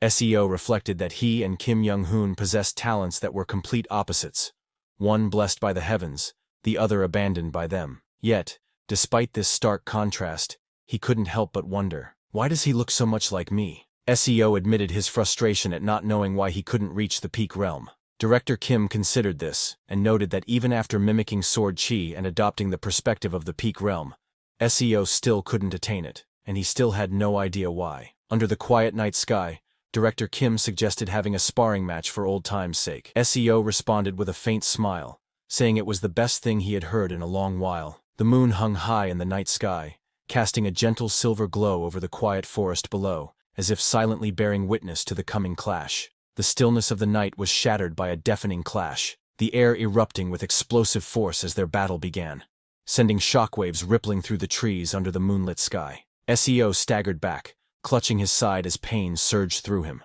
Gritting his teeth, he shouted in frustration, "What the hell do you think the problem is?" Director Kim, standing with his sword in hand, admitted honestly that he didn't know the reason. By all rights, SEO should have become a peak master long ago. Blood dripped from SEO's mouth as he staggered, his voice sharp with confusion and urgency. "What do you mean? How strange. How bizarre. Why is this happening?" Director Kim wondered himself, struggling to comprehend. He said that even if SEO truly had no talent at all, this outcome still didn't make sense to him. Hearing that, SEO's eyes widened in shock and confusion. Director Kim placed a thoughtful hand on his chin, his gaze steady. "Perhaps, what you're missing," he suggested, "is the right trigger." SEO repeated the word softly. "Trigger," Director Kim explained, "something like desperation, or a driving force. Something that could push you past the limits of your talent by drawing out extreme focus." SEO's rage exploded as he shouted, his voice echoing with decades of frustration. "What kind of damn trigger are you even talking about? I've wielded a sword for over 50 years, my whole life." SEO's eyes burned with fury and desperation as he roared, "And now you're telling me, what kind of trigger do I still need to yearn for, and how much more desperately?" His voice trembled with raw emotion. "I've risked my life and struggled all my life just to escape mediocrity." SEO roared with fervent intensity, raising his sword high. "I've activated every meridian in my entire body. Now, even when I sleep, I hold my sword and release sword energy. Even in my dreams, I've reached the point where I process every bit of scenery and information I see." SEO collapsed to his knees, his voice breaking with anguish. "Then why? Why? Just why the hell? You're telling me the next realm won't reveal itself to me? Why? Why the hell not?" SEO lay sprawled on the ground, his sword cast aside, his breath ragged. Even he knew how pitiful it is for an old man, nearly 70, to resent the heavens. His voice cracked with anguish. Just why? Even after a lifetime of chasing the sword, yearning for that elusive next realm, SEO's grasp remained empty. His fingers clawed into the dirt as he growled through clenched teeth. No matter how desperately he pursued it, he couldn't even begin to comprehend what that next realm truly was. Director Kim stood silently, sword in hand, gazing at SEO, who lay collapsed on the ground. His expression betrayed no words, only quiet contemplation, as the weight of SEO's struggle hung heavy in the night air. Director Kim turned away, his long hair swaying with the motion. With a swift, precise movement, his sword sliced through the air, sending sharp bursts of force into the trees ahead. The trunks split under the sheer power of his strikes, embers scattering in the night as the sound of tearing wood echoed through the forest. While sparring with him, Director Kim had devised a martial technique tailored to compensate for the SEO weaknesses. The markings of this new technique burned into the tree's surface, glowing faintly with heat and energy. It may not be much comfort, Director Kim said calmly, but I hope that learning this will bring you some peace of mind. Seo's eyes widened slightly as he read the glowing characters carved into the tree. Mountain King's martial art, and moon crossing step, recognition dawning in his voice. His grip tightened on his sword, a mixture of awe and reluctance filling his gaze. He looked toward the place where Director Kim had been standing moments ago, and sighed bitterly. You'll disappear again, just like that. 5 years later, the serene courtyard basked in the gentle warmth of autumn. The once vivid greens of the surrounding forest, now transformed into a tapestry of gold, crimson, and amber. Seo tightened his grip on his sword, his weathered eyes filled with the weight of countless years. It had been 50 years since he had returned to this life, and now he could feel the end drawing near. He knew there was not much time left before death would finally claim him. Seo stood in the open courtyard, gazing upward as if speaking to someone beyond the mortal realm. Brother Young-hoon, you died, his voice heavy with sorrow. A deep sigh escaped him. So this is the fate the heavens have chosen for both you and me. Seo's gaze softened as he reflected on the harsh truth of his journey. With my talent, he thought, no matter how hard I struggled, this was as far as I could go. His expression grew somber as he considered his fallen comrade. And your talent too. Perhaps that was its limit. Walking away with a sword in hand, Seo spoke with a voice heavy with resignation. No matter how much ordinary men like us struggle, we can't escape the fate the heavens have set for us. From behind, a voice cut through the air in sharp defiance. What kind of nonsense are you spouting, Seo Yun-hyun? It was Director Kim. Blood streamed down Director Kim's face as he staggered forward, desperation blazing in his eyes. Wait! He cried out, his voice hoarse and trembling. A violent cough shook his body, forcing blood from his lips. Seo's eyes widened in alarm as he caught sight of Director Kim's grave injuries. Your condition is serious, he exclaimed urgently. Without hesitation he added, I need to get my medical tools from home. But suddenly something grabbed Seo from behind. His expression tightened in alarm. His eyes widened, sensing something unexpected. In an instant, Seo was hurled into the air by Director Kim, and just as they fly into the sky, the ground erupted in a violent explosion of dirt and debris, the shockwave echoing across the courtyard. As they were hurled through the air, Seo's eyes widened in shock. What? He thought in disbelief. His gaze locked on Director Kim, and a chilling realization struck him. Weren't both of his arms cut off? Director Kim shouted over the rushing wind, his voice filled with urgency. Look, Yun-hyun, that crazy cultivator bastard is chasing after us. A bitter laugh escaped him despite the danger. This is the price I paid for blasting off one of the Judgment Stage cultivator's arms. Blood streamed down Director Kim's face as he let out a wild, almost manic laugh. He roared. His eyes burned with a fierce sense of accomplishment. I dealt meaningful damage to a Judgment Stage cultivator. Director Kim's bloodshot eyes burned with a wild, unrestrained fervor. I saw with my own eyes the realm beyond the 5-path core, he declared, his voice trembling with exhilaration. The one no martial artist can reach. His expression twisted into manic laughter. I saw it with my own eyes. Seo's eyes widened in shock, his face frozen in disbelief as he looked on, utterly stunned by what he had just heard. Director Kim, his face bloodied and his robes torn, shouted for attention with a mix of triumph and desperation.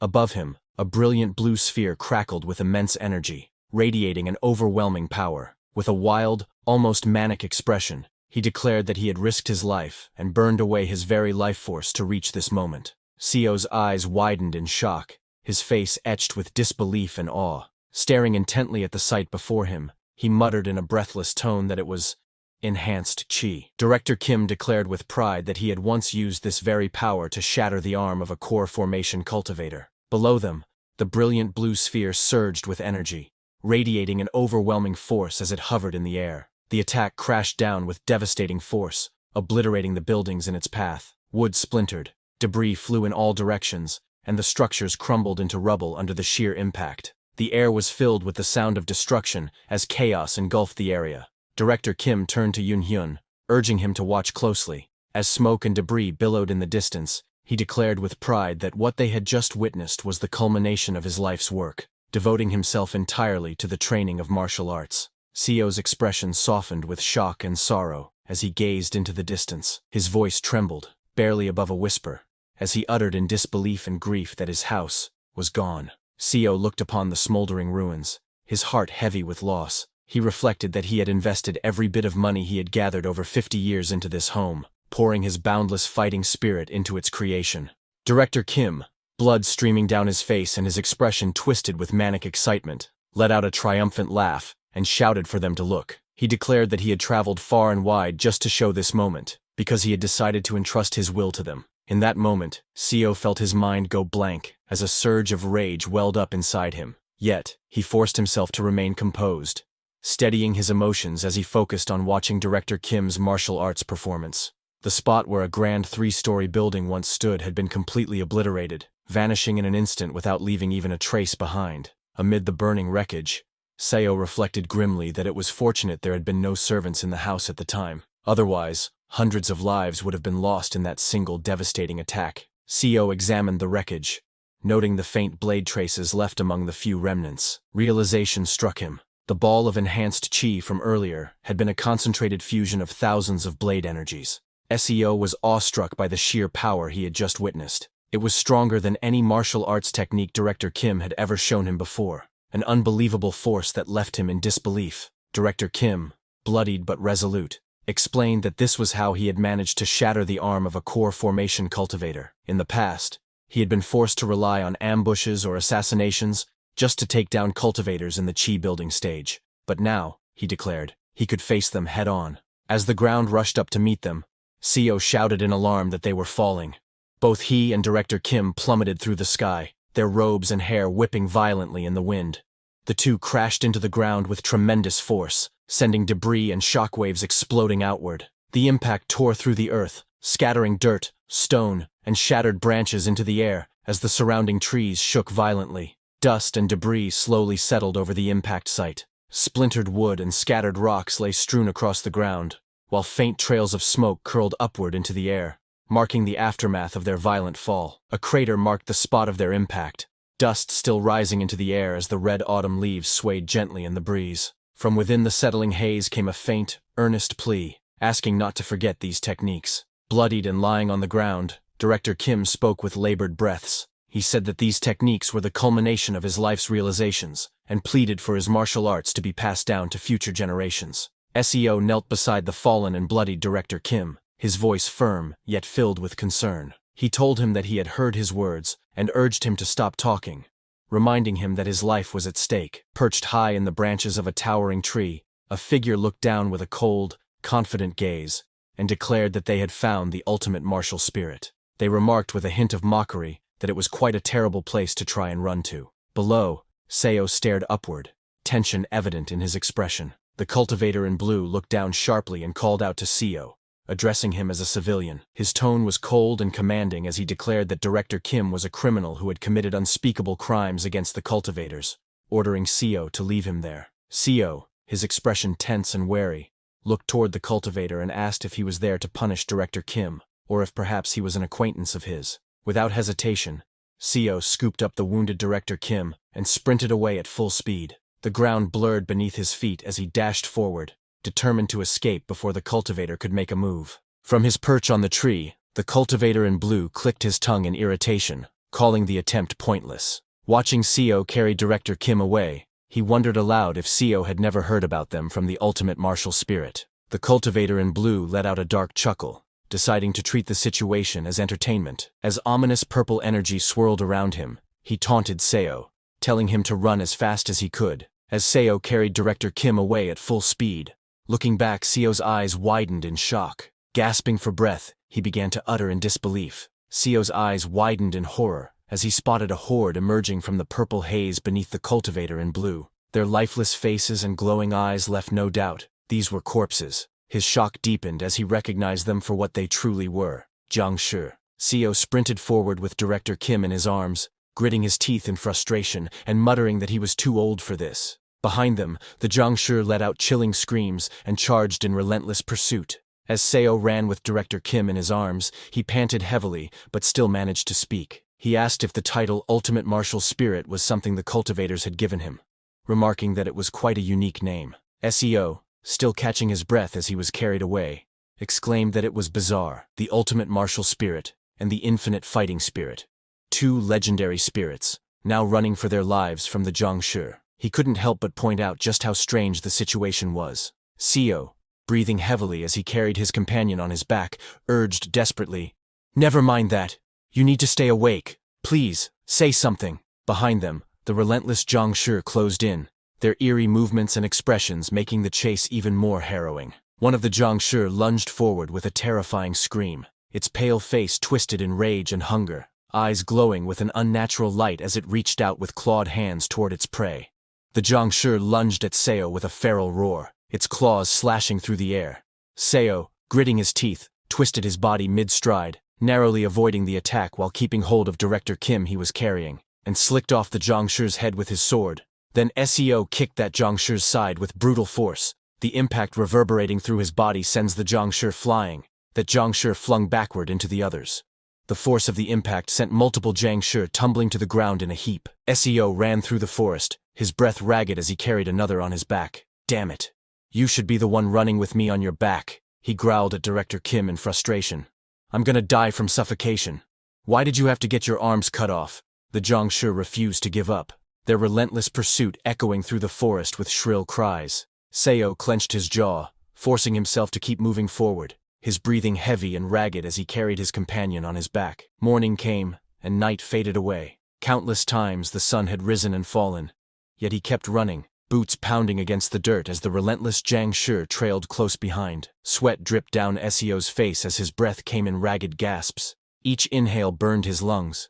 But still, he pressed on. He skidded to a halt at the cliff's edge, staring down at the dizzying drop. It's so high up, he muttered, his voice tight with frustration, while the relentless pursuers clawed their way up behind him. From above, that cultivator floated effortlessly, his calm voice carrying a tone of mild surprise. Shocking, he remarked. Below him, the grotesque Zhangshi snarled and hissed, their pallid faces twisted with hunger. The man continued, his gaze fixed on the exhausted Seo before him. You, a mere civilian, managed to withstand the Zhangshi for 3 days and nights. The man's voice grew colder as he continued. You cannot run anymore. His piercing gaze locked onto his target. It's also futile to do so. The cultivator's voice was laced with finality as he declared, the ultimate martial spirit is already dead. Seo, drenched in sweat and gasping for breath, clenched his teeth. His body trembled from exhaustion, yet he still held onto the hilt of his weapon, refusing to collapse. Seo's voice was weak yet steady as he stood at the cliff's edge, the weight of another person slung across his back, his breathing ragged. Then, with a faint wry smile, he added, I'm a physician after all. The cultivator in blue fixed his gaze on Seo and asked coldly, then why were you running? His tone carried no sympathy as he continued, I am only interested in the ultimate martial spirit. I don't care about you. You could have just abandoned the corpse and run off. Seo lowered his head, a shadow falling over his eyes. A faint, trembling chuckle escaped his lips.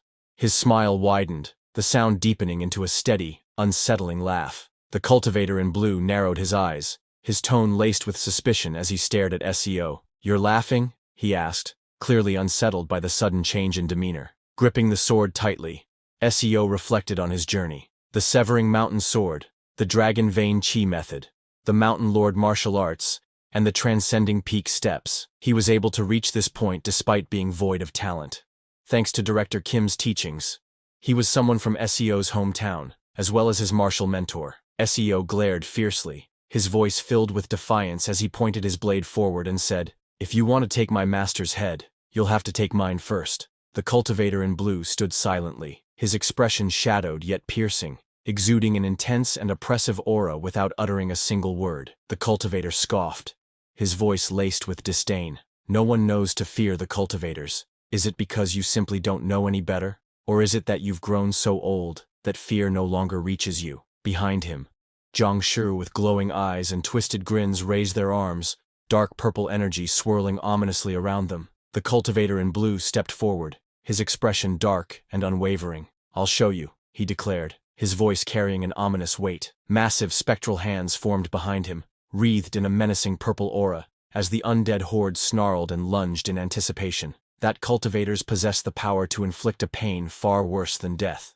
The cultivator in blue extended his will, and the colossal spectral hands lunged forward with terrifying speed. Their immense fingers curled as if to seize and crush everything in their path, the air around them distorting under the sheer force of his power. Seo's eyes widened in shock as a blur of motion tore through the air toward him. His grip on the sword tightened instinctively, but the sheer speed of the incoming strike left him with barely a moment to react. Seo's sharp eyes widened as realization struck him. His focus shifted instantly, a grim thought echoing in his mind. He wasn't going after me. Director Kim's body trembling violently, as if an unseen force was crushing him from above. That cultivator's hands turned into Director Kim's hands, and it clawed at the air, and a sharp, panicked gasp escaped his lips.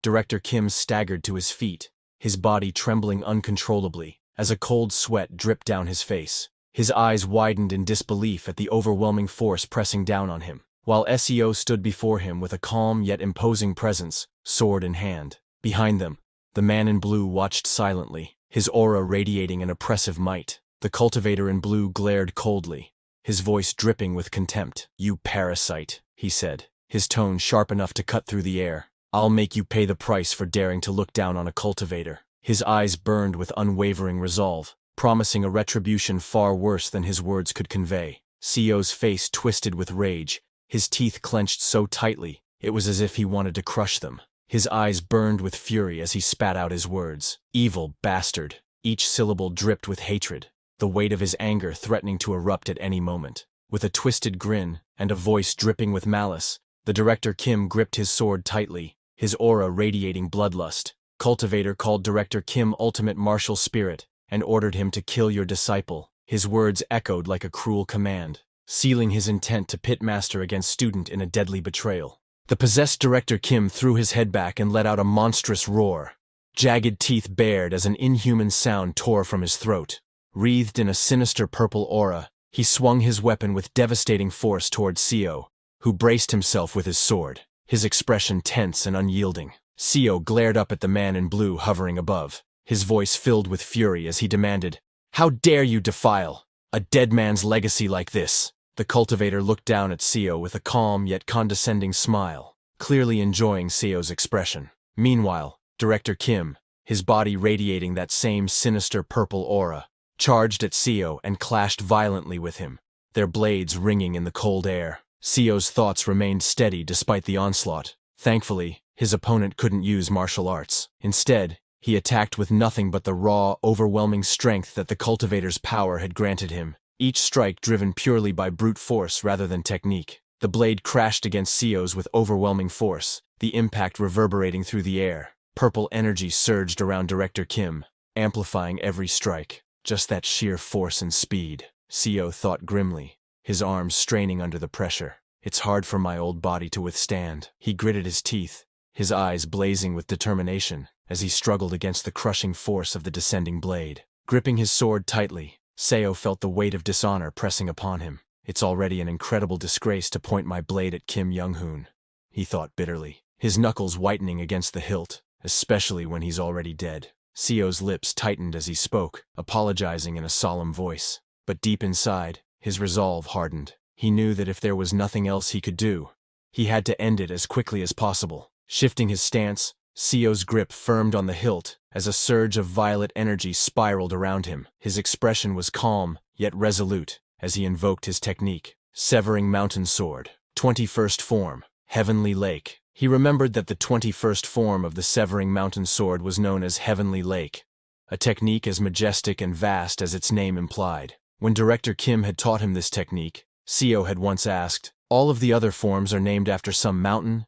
peak, or valley. So why is the 21st form named after a lake?" Back then, lying on the grass, Director Kim had gazed up at the sky and replied, "Heavenly Lake. It reminds me of the Heavenly Lake atop Mount Baekdu." SEO had been curious at the time. Mount Baekdu. Director Kim had laughed and nodded. "This world has a lake similar to Mount Baekdu's. Or maybe the name was also created by people from Korea, like us. A heavenly lake, its crystal clear surface mirroring the boundless blue sky above. Surrounded by towering, rugged cliffs, its tranquil waters stretched endlessly, embodying serene beauty. It was a lake so pure and still that it seemed to reflect the very heavens themselves." Seo gazed at his glowing blade, his voice calm, yet resolute. "The heavenly lake holds the view of the skies within its surface, but its nature remains unchanged." In his mind, he reflected on the teachings of the Severing Mountain Sword. The sky, symbolized in its doctrine, referred to the martial artist he was dueling, and the lake, which encompassed the sky's reflection,